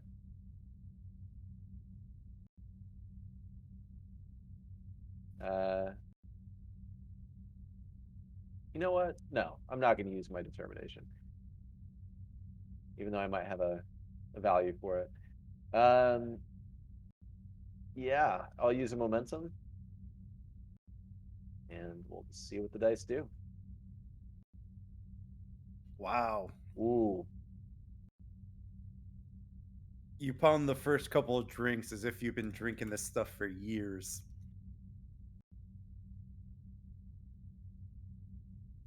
he'll even though it's the strongest drink he's ever had in his life, he'll play it brave and wipe his lips off and just be like, "That's a pretty good drink." I'm impressed. Not many humans can even tolerate drinking a little bit, let alone that much. Yeah, very tasty.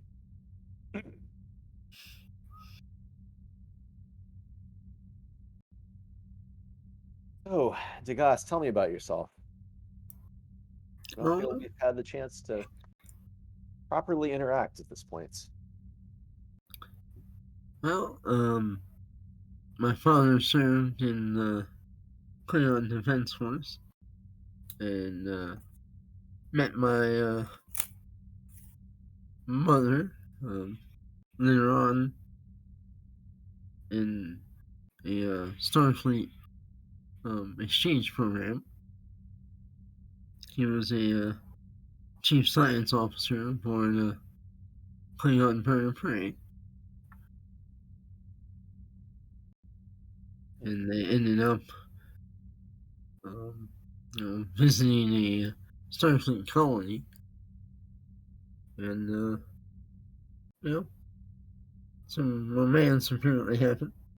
And, which is not it's not out of the ordinary, but not something usually happens between Klingons and other races. And I grew up on the colony and studied science and joined submitted my application to Starfleet and went from there.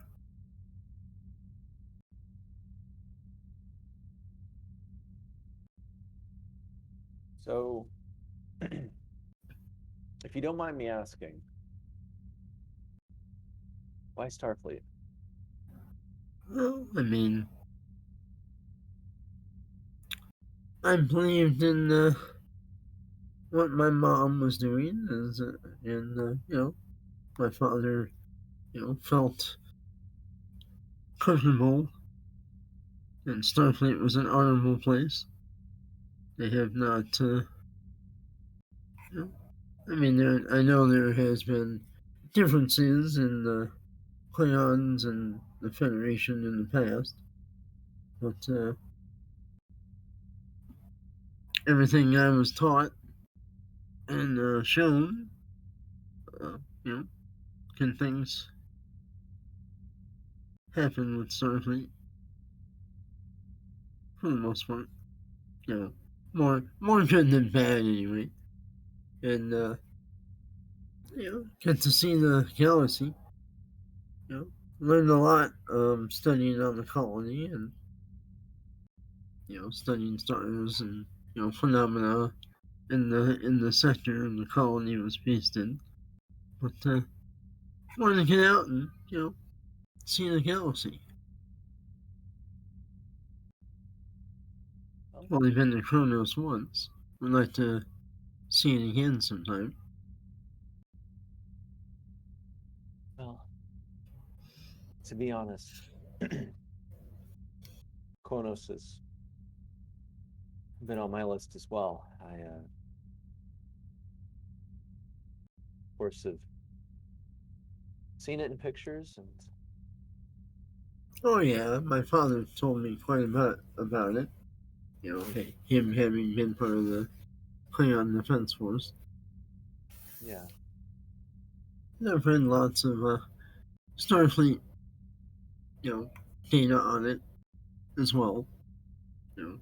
Past Klingon Starfleet encounters, both good and bad. But nothing like seeing the home world of your, at least one of your parents.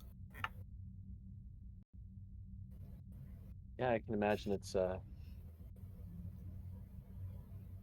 bit of going home to a certain extent. Mm-hmm.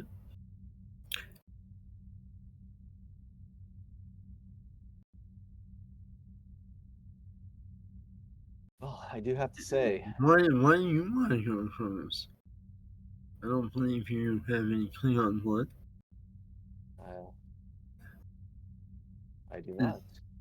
Is I, it for historical purposes, or some kind of scientific endeavor, or just curiosity? more curiosity than anything else. I don't know. It's just always held a bit of an appeal, maybe mystery to me. Yeah, I can't really put my finger on it. I first read about it, and of course,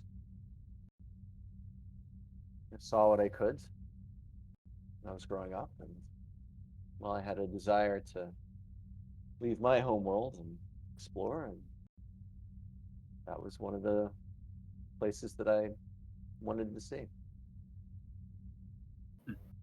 Well, perhaps we can see it together sometime. Like that.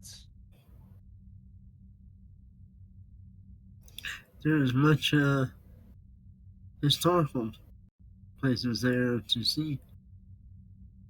Lots of some of them very sacred to Klingon culture and history.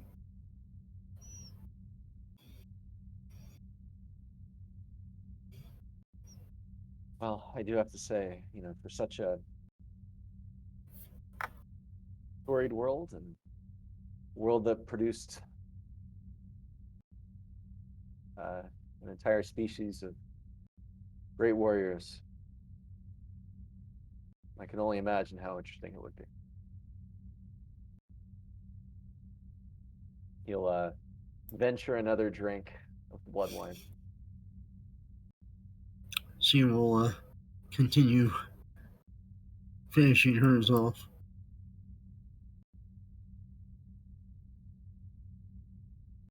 GM, are you going to make me roll again? Yep. Oh, God. Okay.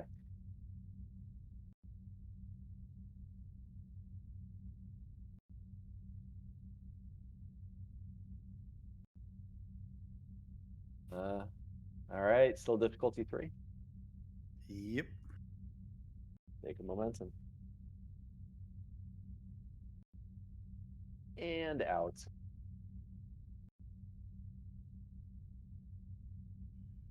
So after you take your second big gulp of the blood wine, it finally starts to hit you. You feel like you've never been more drunk than you are right now.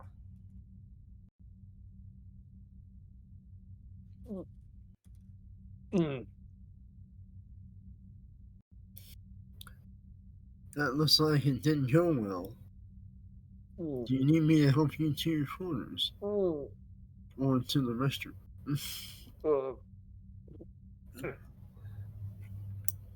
Hey, if you're gonna do that, take it outside. She will get up and offer to help him. I am not too proud to accept that help.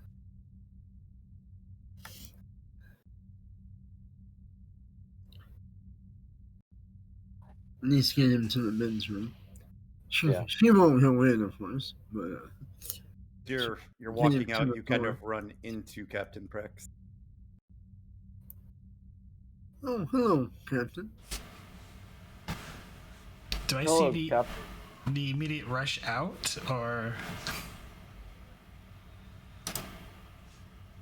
Uh, do I notice like the his immediate distress to get out of the way? You could kind of see the sweat beating up on his brow. Him Ben, trying not to upchuck on your uniform. Ben will Uh, attempt to play it cool. He'll attempt to hide it a little bit. Hey, give me fitness con. I, Or no, I'm, give me control con. I'm resisting saying something. Yeah, give me a control con diff 2. Is this to stay up? To Oh God. to resist doing what you might do. You said difficulty what? 2. God. Uh, take a threat. I don't have composure for focus, so here we go. Oh my God. Gain 1. And yeah, you're able to straighten up when the captain gets there.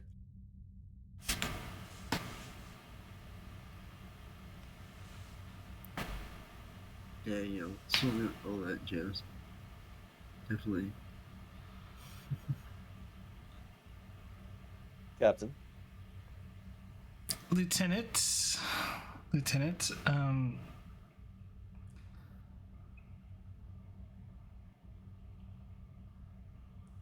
as you were, go ahead.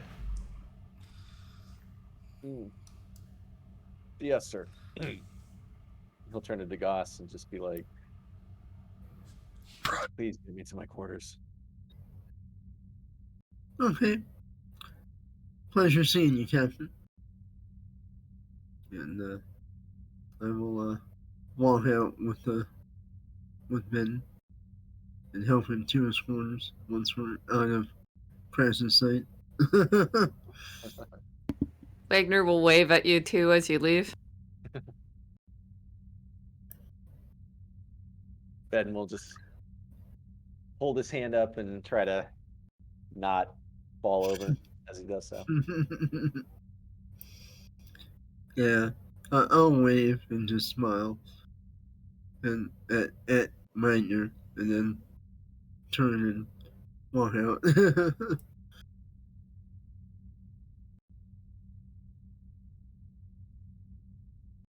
Both of you leave, try not to puke all over the freshly minted rugs. Well, he's the one trying to not puke, but yeah, I will help him to his quarters. Hopefully before he pukes somewhere in the hallway.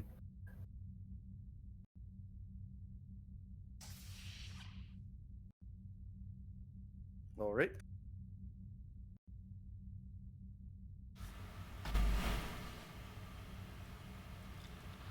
And the bartender will speak up. Those two belong to you.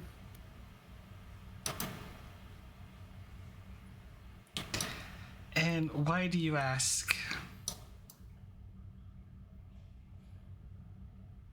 Just need to know who to charge if they end up destroying my establishment. How very thoughtful of you. What can I get you, Captain?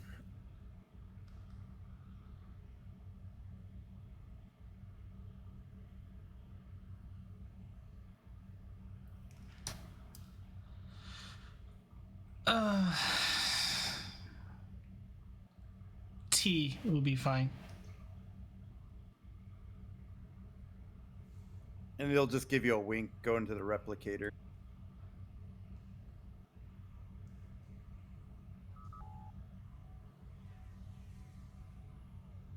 Here you go.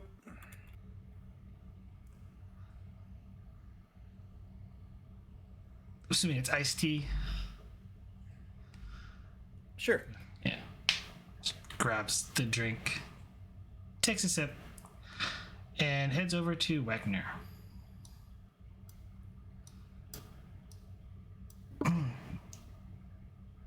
On noticing the captain, Wagner will like get out of her chair a little too quick. At ease. Sure thing, Captain. And sit down slowly. And Captain, you notice the smorgasbord of different ethnic foods all across the table. You know, you could definitely make out the Klingon dishes, probably some Vorkula dishes here, some Andorian food. It's interesting.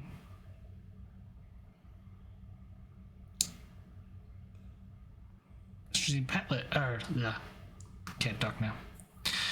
Interesting choice of foods. Most of it's stuff I haven't tried before, but they all like it, so I'll try it. Want some?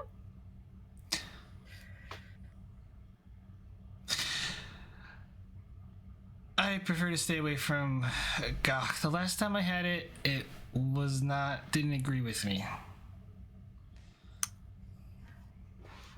That's understandable. It's an acquired taste. Oh, I've had my fair share of gok. It's just... Gotcha. Some tastes you don't want to acquire. Understood.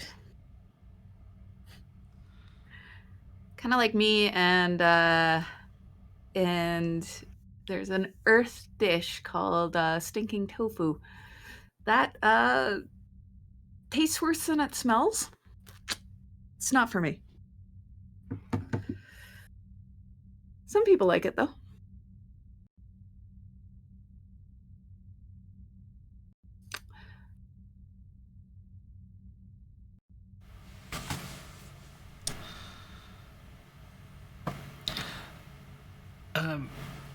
Don't mean to interrupt your fun, Lieutenant. I would like to have a brief conversation with you in private, if you don't mind. Sure. She'll extract herself from the conversation and tell folks that she'll be right back.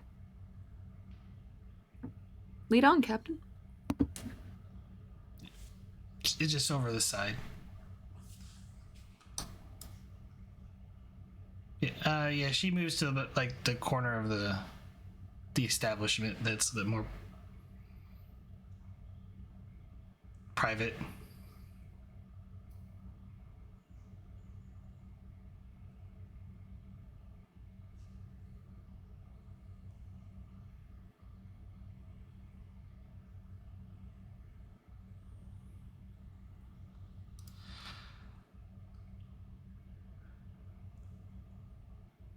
Have you been permanently assigned to the Bayern, Lieutenant?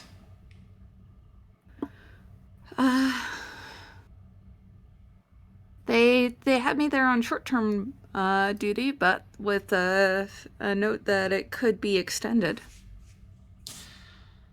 How would you like to make that permanent?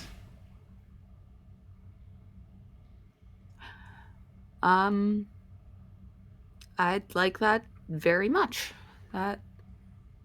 Yeah. It's a nice ship. And, you were a good captain, at least while you were on it. Are you going to be keeping command? I will be keeping command of the Bayern. However, I prefer not to call her that once the name gets changed officially. What's the new name going to be? The Expedition. Oh. I guess that makes sense. It was your ship, after all.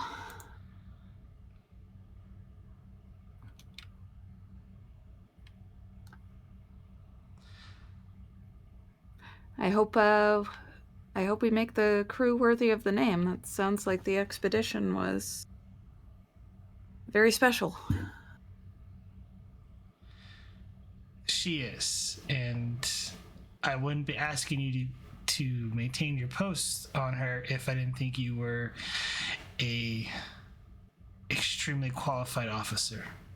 She extends her hand out for a handshake.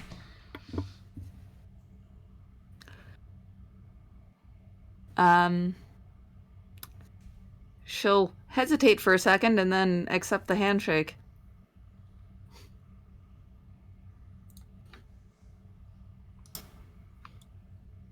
Like, not so much a I don't want to shake your hand, and more of a still kind of processing the news type of hesitation, if that makes sense.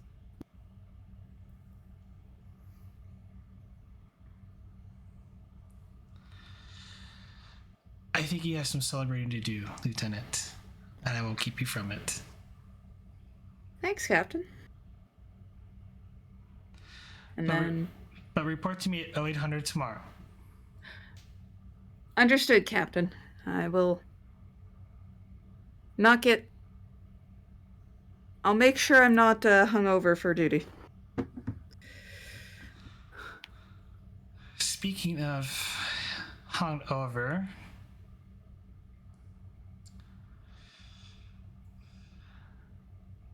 you have a good night, Lieutenant. She stops, not finish the sentence, and heads out of the bar, or places the drink on the table and proceeds to head out of the bar. Wagner winces. Night, Captain. And then turns back to her group and hollers, "This round's on me!"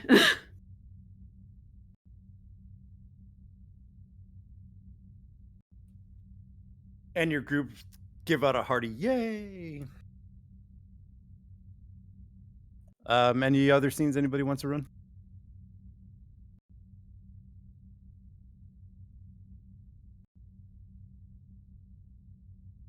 I think there was a DeGrasse and Real thing. Did you want to still do that? If DeGrasse is wanting to, sure.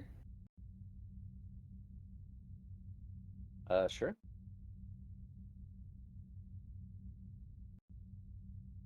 Trying to see if we still have Tiananmen ready room.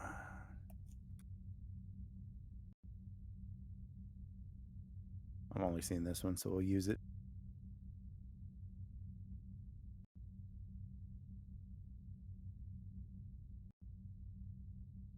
That's not him.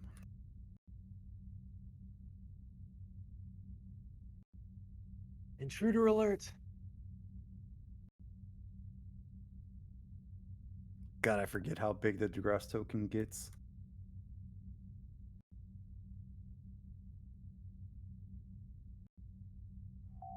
He's large and in charge. Come in. Thanks, Captain. Just come in, I guess, over here. Oh, of course, Commander. Please. Sit. Thanks, Captain. Wanted to talk with you about morale. Do you have a few minutes? Yeah, I think I can spare a few minutes. All right. So I don't have to tell you that the mission we just did was a rough one for folks. Probably rougher for you than most of the crew. I'm noticing an impact on crew morale as a result of it. These sorts of missions can be as rough on the rescuers as on the victims of a disaster. I'm thinking we probably want to do something to bolster spirits a bit. Well, I can certainly see your point. Did you have anything in mind? I did have a couple ideas. For one is if we're still on the station at the time of the memorial service, we should see about allowing anyone who was directly affected by the disaster, let's say, attend if possible, so that they can, mourn as their traditions and beliefs dictate. Agreed. I think that would be very appropriate. Yeah. The other suggestion would be if we could ask the medical department to set up some sort of grief support or grief counseling for those affected. It's not easy to lose a comrade, ever.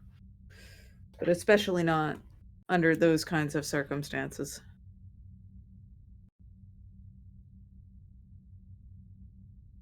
Gonna drop his head a bit. Have you ever seen anything like it? The non-combat loss of a capital ship?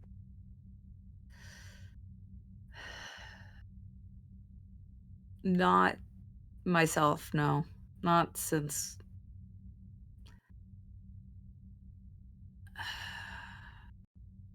Not unrelated to active hostilities, I could say.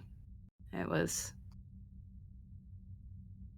I've read about it in reports, but I've never seen anything like it. And for it to be a ship as prestigious as the Expedition, it's got to be close to unprecedented, if not unprecedented.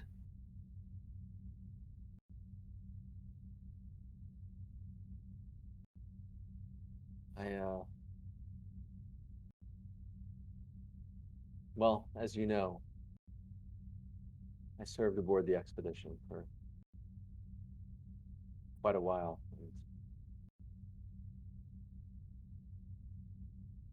Well, as you know, as a commanding officer yourself,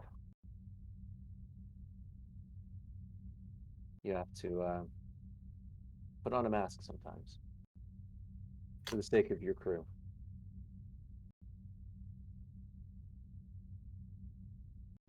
Yeah. But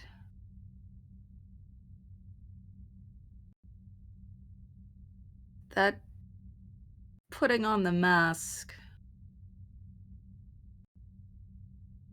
can be a heavy burden to carry.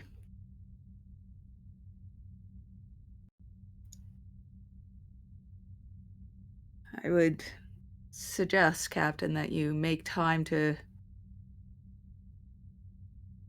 spend time with people with whom you know you can take it off. I don't expect you to be superhuman. Or Superman, I guess.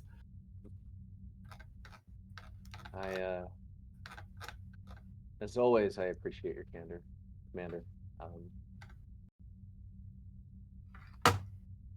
think I'll do that. Well, as the person in charge of personnel, I think all of your thoughts are good ones. Please see to the implementation, and I'll make sure to meet with the CMO and make sure that she knows that she should order adequate psychological resources for all the survivors and anyone affected. Hi, Captain, and if you'll forgive a bit of impertinence, I would include you in that.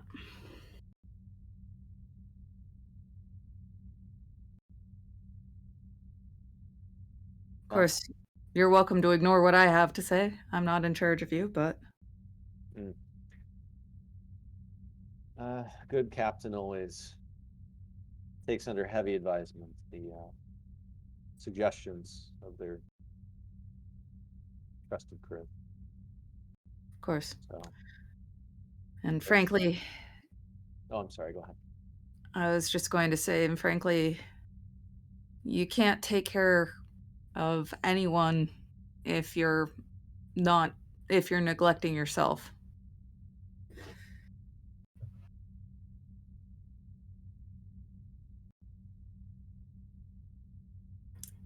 Right, well, thank you for your inputs, and I certainly don't think it's a bad thought. Of course. Do you need anything else? I'm sure you've got plenty to be getting to. Yes. Well, I have to see the chief medical officer for, well, more than one conversation, I guess. You're dismissed. Please man the bridge. Of course, Captain. Have a good one. And he will leave. As you're about to step out, the doors open to see the CMO about to push the door. Oh. Hello. I was Commander? just leaving. As she hides behind her back, like hands behind her back, and appears to be holding something. After you, Commander. I'm assuming he's in. He is.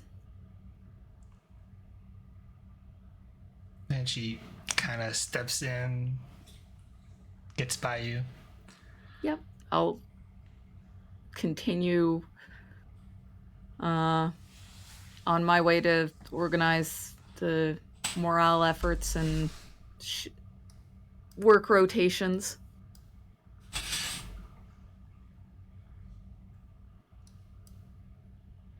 Pokes her head in. Captain? Doctor, believe you've saved me the trip. Please come in.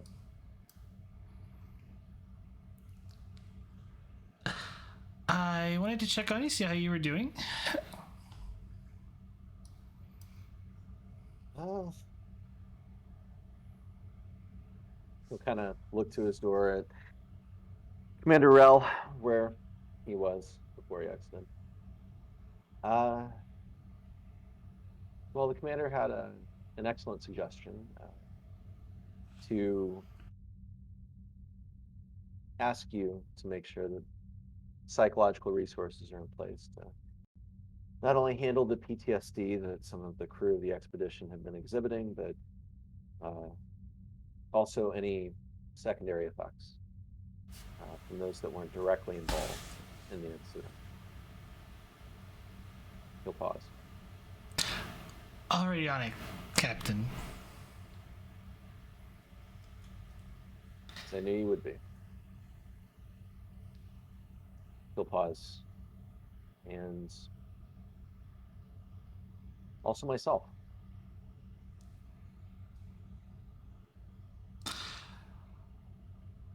I figured you're a busy man, and I figure I'd go ahead and get your physical out of the way real quick, along with any other things you might wish to get off your chest. Of course. Of course. And he'll stand up. Just Whatever you need to do, Doctor.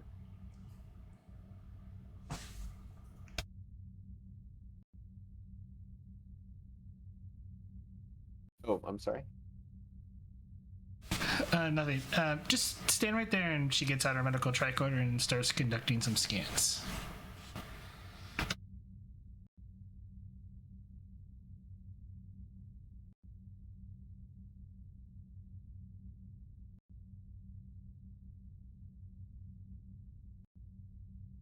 Is there a role, GM? No, I'm just gonna do stuff.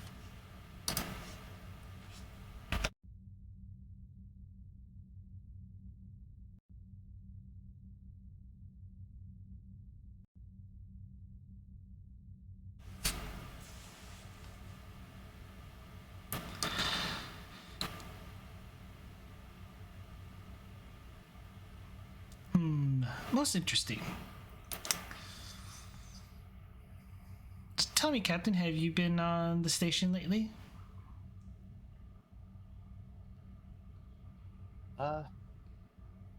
Yes, I was actually.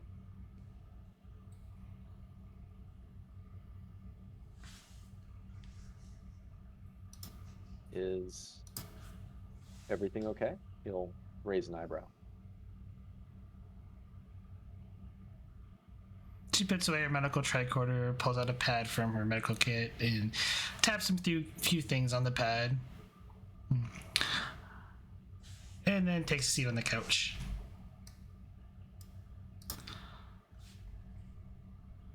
Well, everything checks out. Except, how are you doing?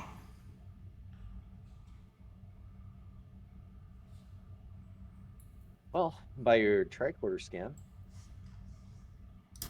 I believe you said I was doing pretty well. Oh, physically you're fit as a fiddle. Though, were you involved in a little exercise recently?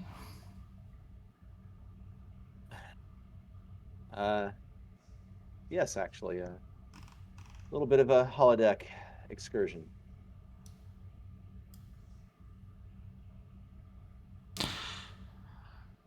Came close to tearing one of your ligaments, but that's okay.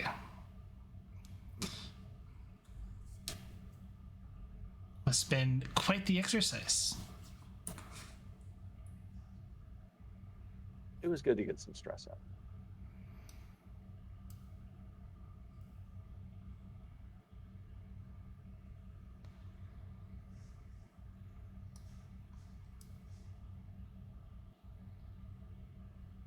Doctor, and he'll turn and look out the porthole.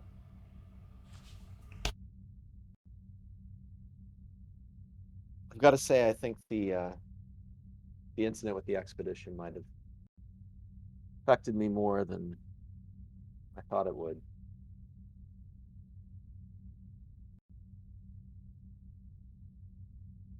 It's difficult knowing that, well, less than half the crew survived, and many of those people I worked with for years. Not only that, the ship itself.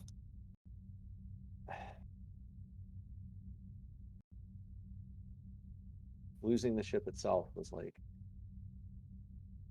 well, not to be melodramatic, but a bit like losing a family member.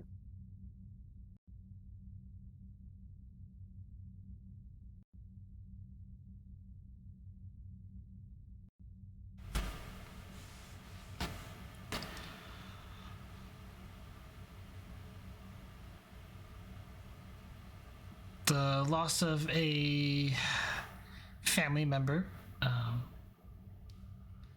and also a friend, can be quite stressful and painful. The important thing is, though, to take the time to sort through your memories and your feelings.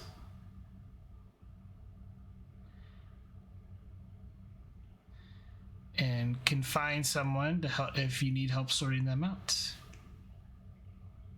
Given your heightened stress levels from your physical, I would highly recommend you use up your vacation time.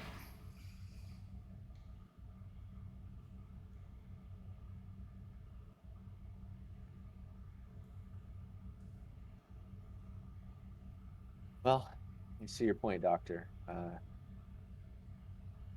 Maybe I won't use all of it. I have quite a lot in the bank.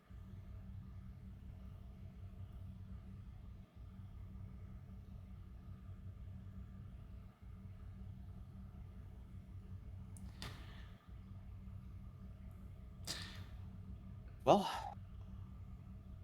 certainly don't want to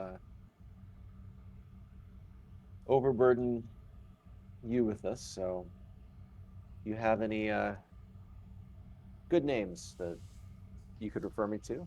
I would really appreciate it.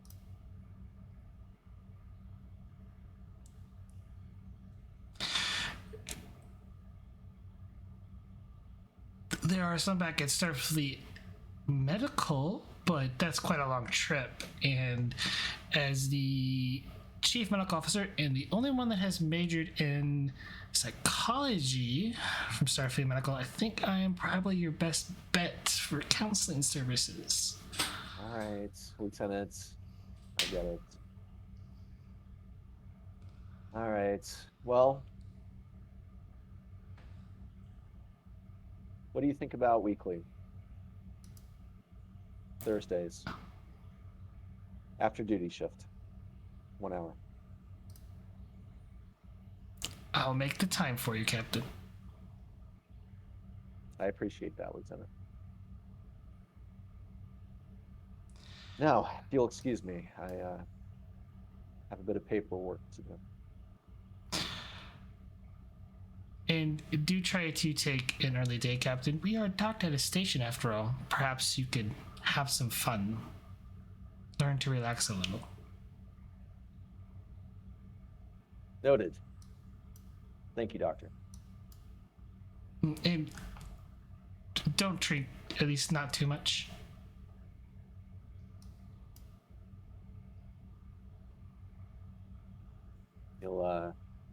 He'll smile and go back to doing his work. And she exits the ready room.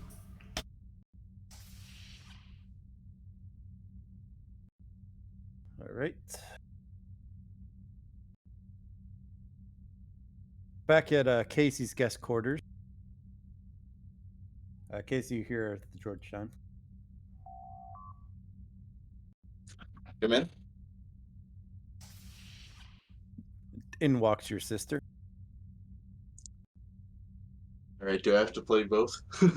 No, I'll play her. Okay. Unless you want to play her. It's gonna be so confusing.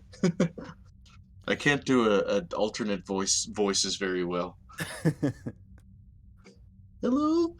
No, that doesn't sound like a woman at all. All right. So she comes in. Yeah. Don't you ever do that to me again. Well, I've done it a few times now. I can't guarantee it. I'll certainly try. What do you think you were doing? My job? I stayed alive, didn't I? You had me worried sick.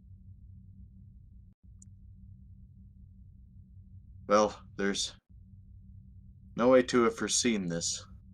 It was just supposed to be a routine survey. Only a captain like Morgan could muck up such an affair.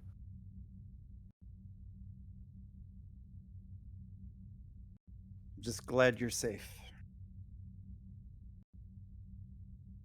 It's good to see you. How are you?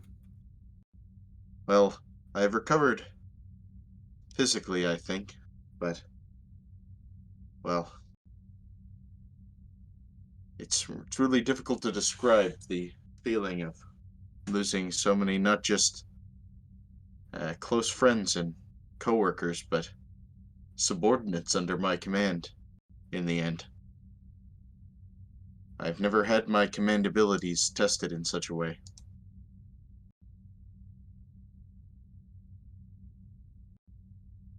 Surely you must have done something, right?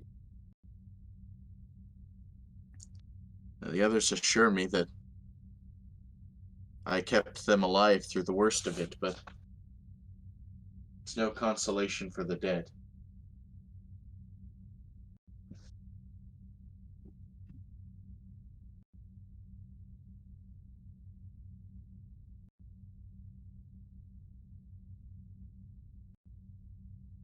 Sorry you had to go through all this. Well, all I can do is look to the future. Of course, it's not official yet, but Captain Prax came and told me that she was assuming permanent command of the Bayern and that they were intending to rename it after the Expedition. She's asked me to be her first officer.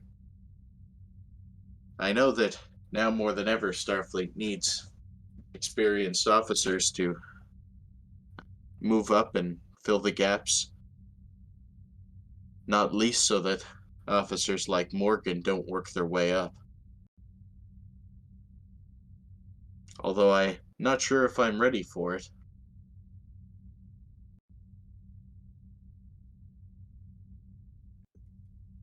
To BXO again? I told her I would be glad to accept, but well, perhaps I'm just in need of some shore leave. I'm not sure if you have any leave saved up, but I was hoping to get a runabout and head home to Progust. See Mum and Dad. It's been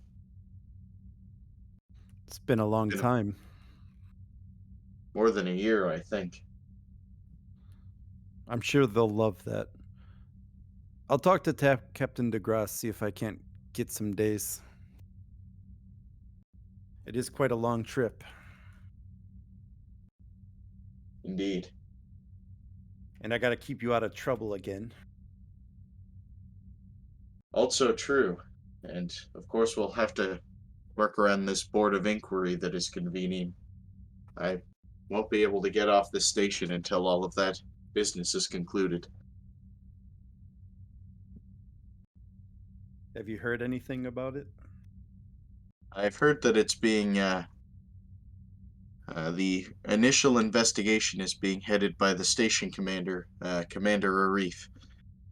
I'm not sure that I've met him in this timeline, but in the alternate set of memories that I have, I was rather familiar with the man, and I do trust that he will do a good job. But my faith in the processes that follow it is not the strongest, especially after spending all those months under the command of Captain Morgan. Surprised you stayed as long as you did if it was that bad. Well, you read my letters. I stayed for the crew to keep them going, and I knew she was a good ship. And, well, at least I didn't think that any one man could take down such a storied ship with such a capable crew.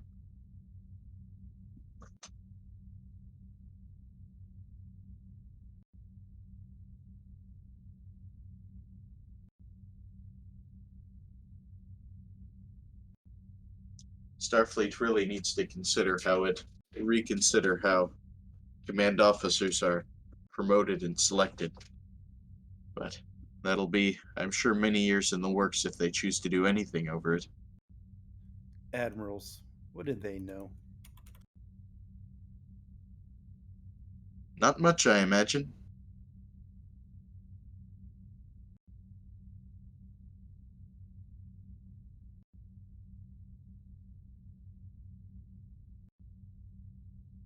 Have you Well, had dinner yet? I have not. If you're off duty for the rest of the evening, I wouldn't mind the company. The Tiananmen's all docked up. Not much for a science officer to do when the ship's in space in dry dock. Still a lot of work for a first officer, but I think I'll wait until the morning to get cracking on all of the letters. Tonight I just need to clear my head a bit.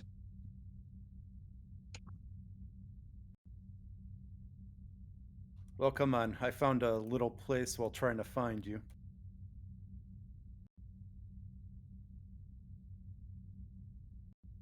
I'll trust your judgment. I could use a good meal. The grubs and tubers on the planet were certainly starting to grow old.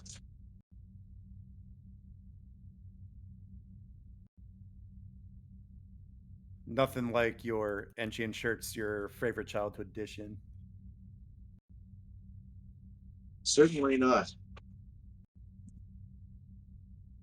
I'm not sure that any of the replicators out here have Mom's recipe.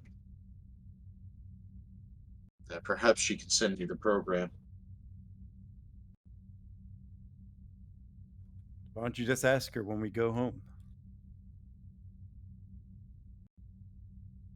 I think I will. I think I'll, all of my belongings are gone, so I guess I'll have an opportunity for a fresh start in terms of personalizing my first officer's quarters on the new ship. Provided I don't get dishonorably kicked out of Starfleet and the Board of Inquiry. You said it yourself. It was this Morgan's fault, right? I only hope that the Board of Inquiry will see the truth. I do hear, though, that, well, he's a well-connected man, and I hear that he is looking for the best when it comes to his legal defense.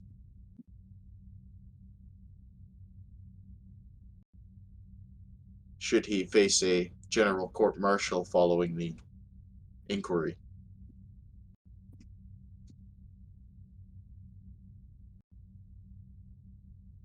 Just speak the truth. There'd be nowhere for him to run. I suppose you're right. Well, show me to this place. My stomach's starting to rumble.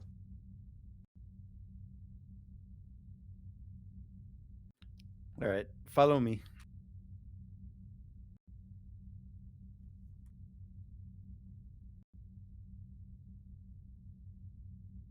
All right, I don't know if we have any place for that to set up Prex, but we'll set it up here.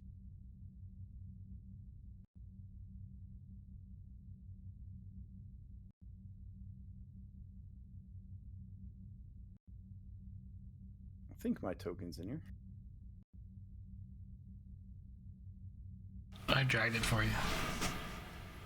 It's there.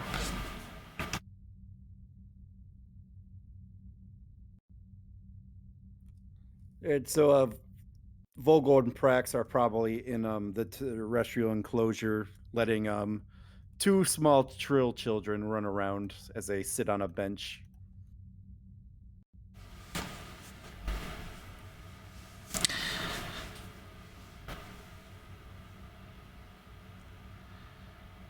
I hope Kesri wasn't too much of a bother with Kigu. No. They seem to be behaving themselves.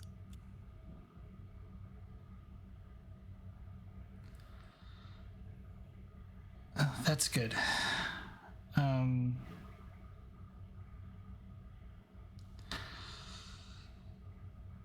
Well, considering they came from the same place, I'm sure they have fond memories.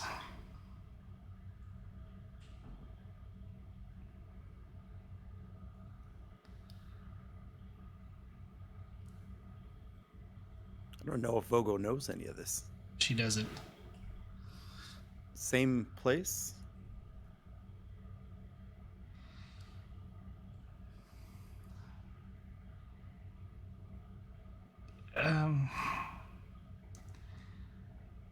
Lieutenant Quinix knows, but I thought I would tell you. Look, I managed to get my command back, but there is something nefarious going on.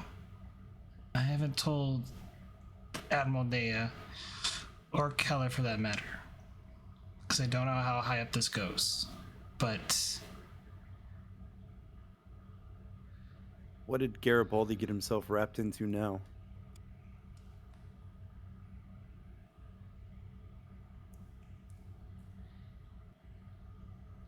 I believe Kigu and Kezri are part of some project that's there. Someone is taking genetic material and creating children.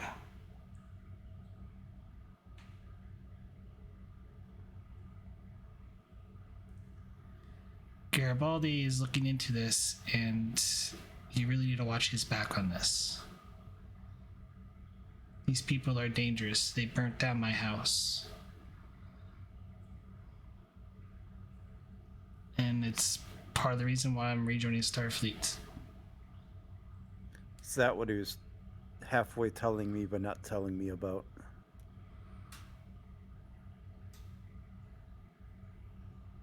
Probably. Honestly, I think he's hiding something from me, but Yeah, I get that impression from him a lot.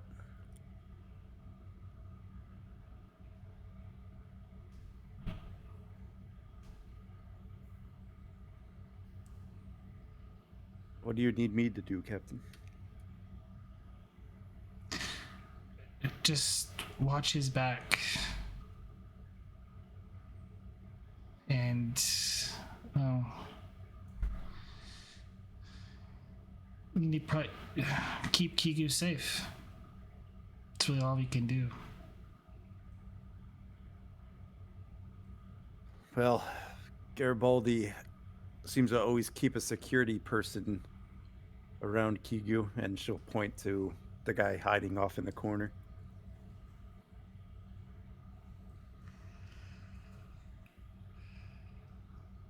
Well, I guess it's okay to have a shadow.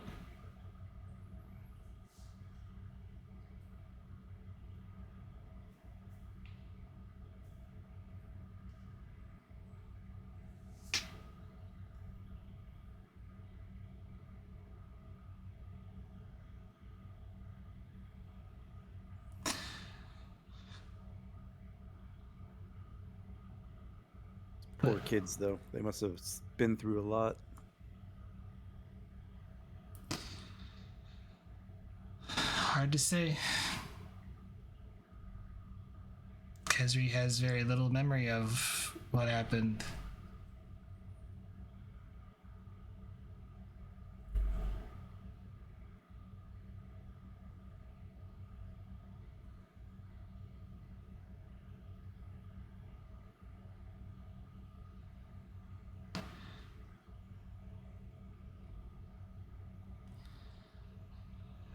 But hopefully we can schedule another play date for these two. They seem to be having fun with each other. Yeah. It's good to see him start to break out of his shell a little bit.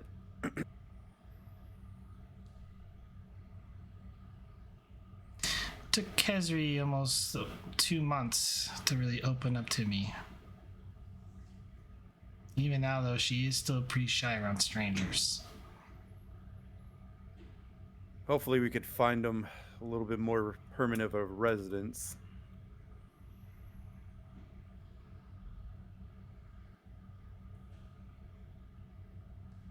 Kid should have stability and structure.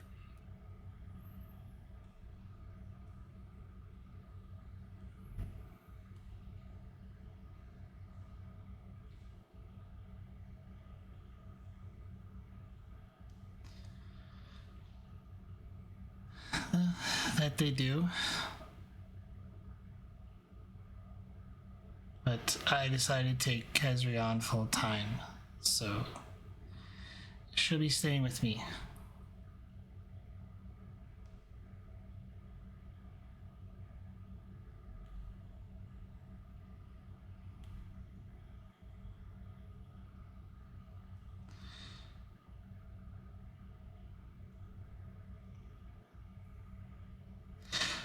I heard Commander Reef is being put in charge of the investigation of what happened on the expedition.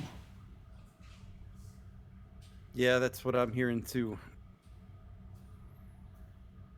Makes sense. Neutral third party looking into it.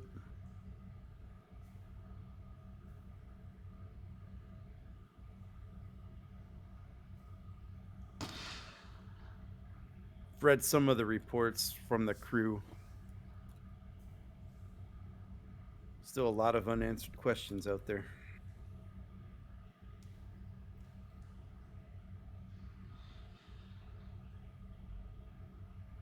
Oh, indeed. Well, hopefully Commander Reef, and I'm sure you'll be working on it, can get to the bottom of it. Or at least get a good idea of what happened. Maybe we'll throw Garibaldi on it, try to keep him out of trouble. I'm sure Garibaldi finds a way to find trouble wherever he goes.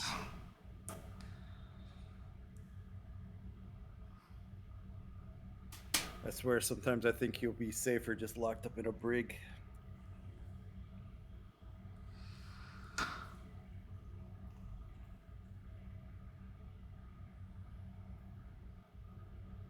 Well, you have his back. At least you can attempt to keep him on the straight and narrow. We'll see. He's finishing up his punishment shifts down in reactor maintenance.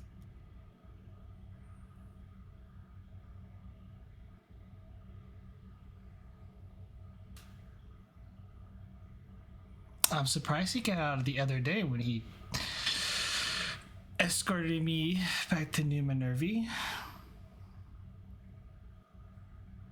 Yeah, I still have to have a talk with him about that one. It's my doing, so go easy on him. Can't let him think I'm getting soft now.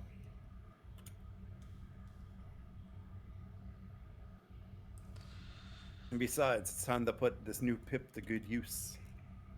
I think I point to the new Lieutenant Commander Pip. Well, congratulations. Thank you, Captain. I don't know who I impressed or who thought I'd make a good XO of this whole entire station. Some days it's a little overwhelming.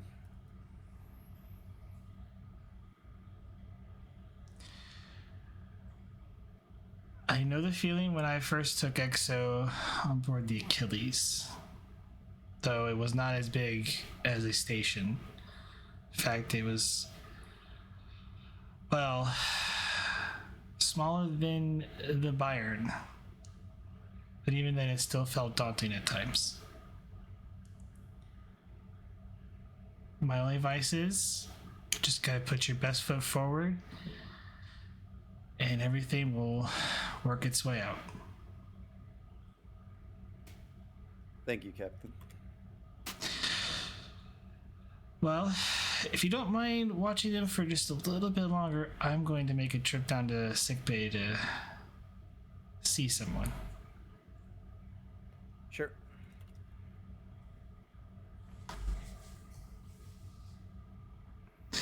Won't be long. Should be back in a little bit. And thank you. Not at all, Captain.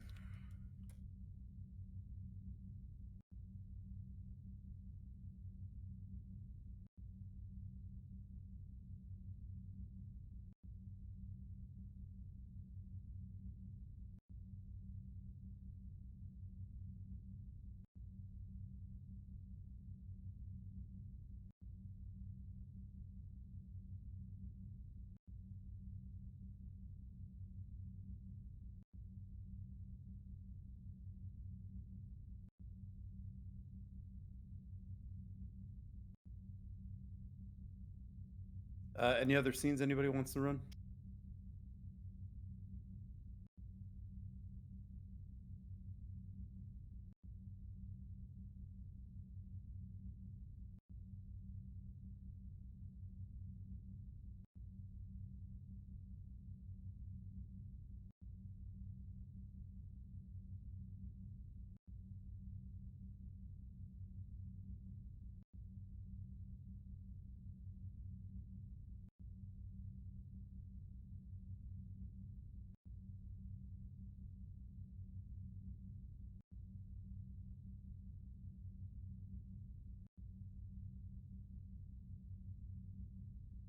So yeah, I just checked the time. We're almost at 10 o'clock.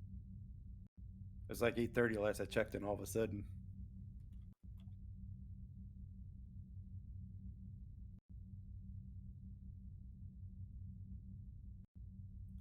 But if no one has any other scenes, we could probably call it there.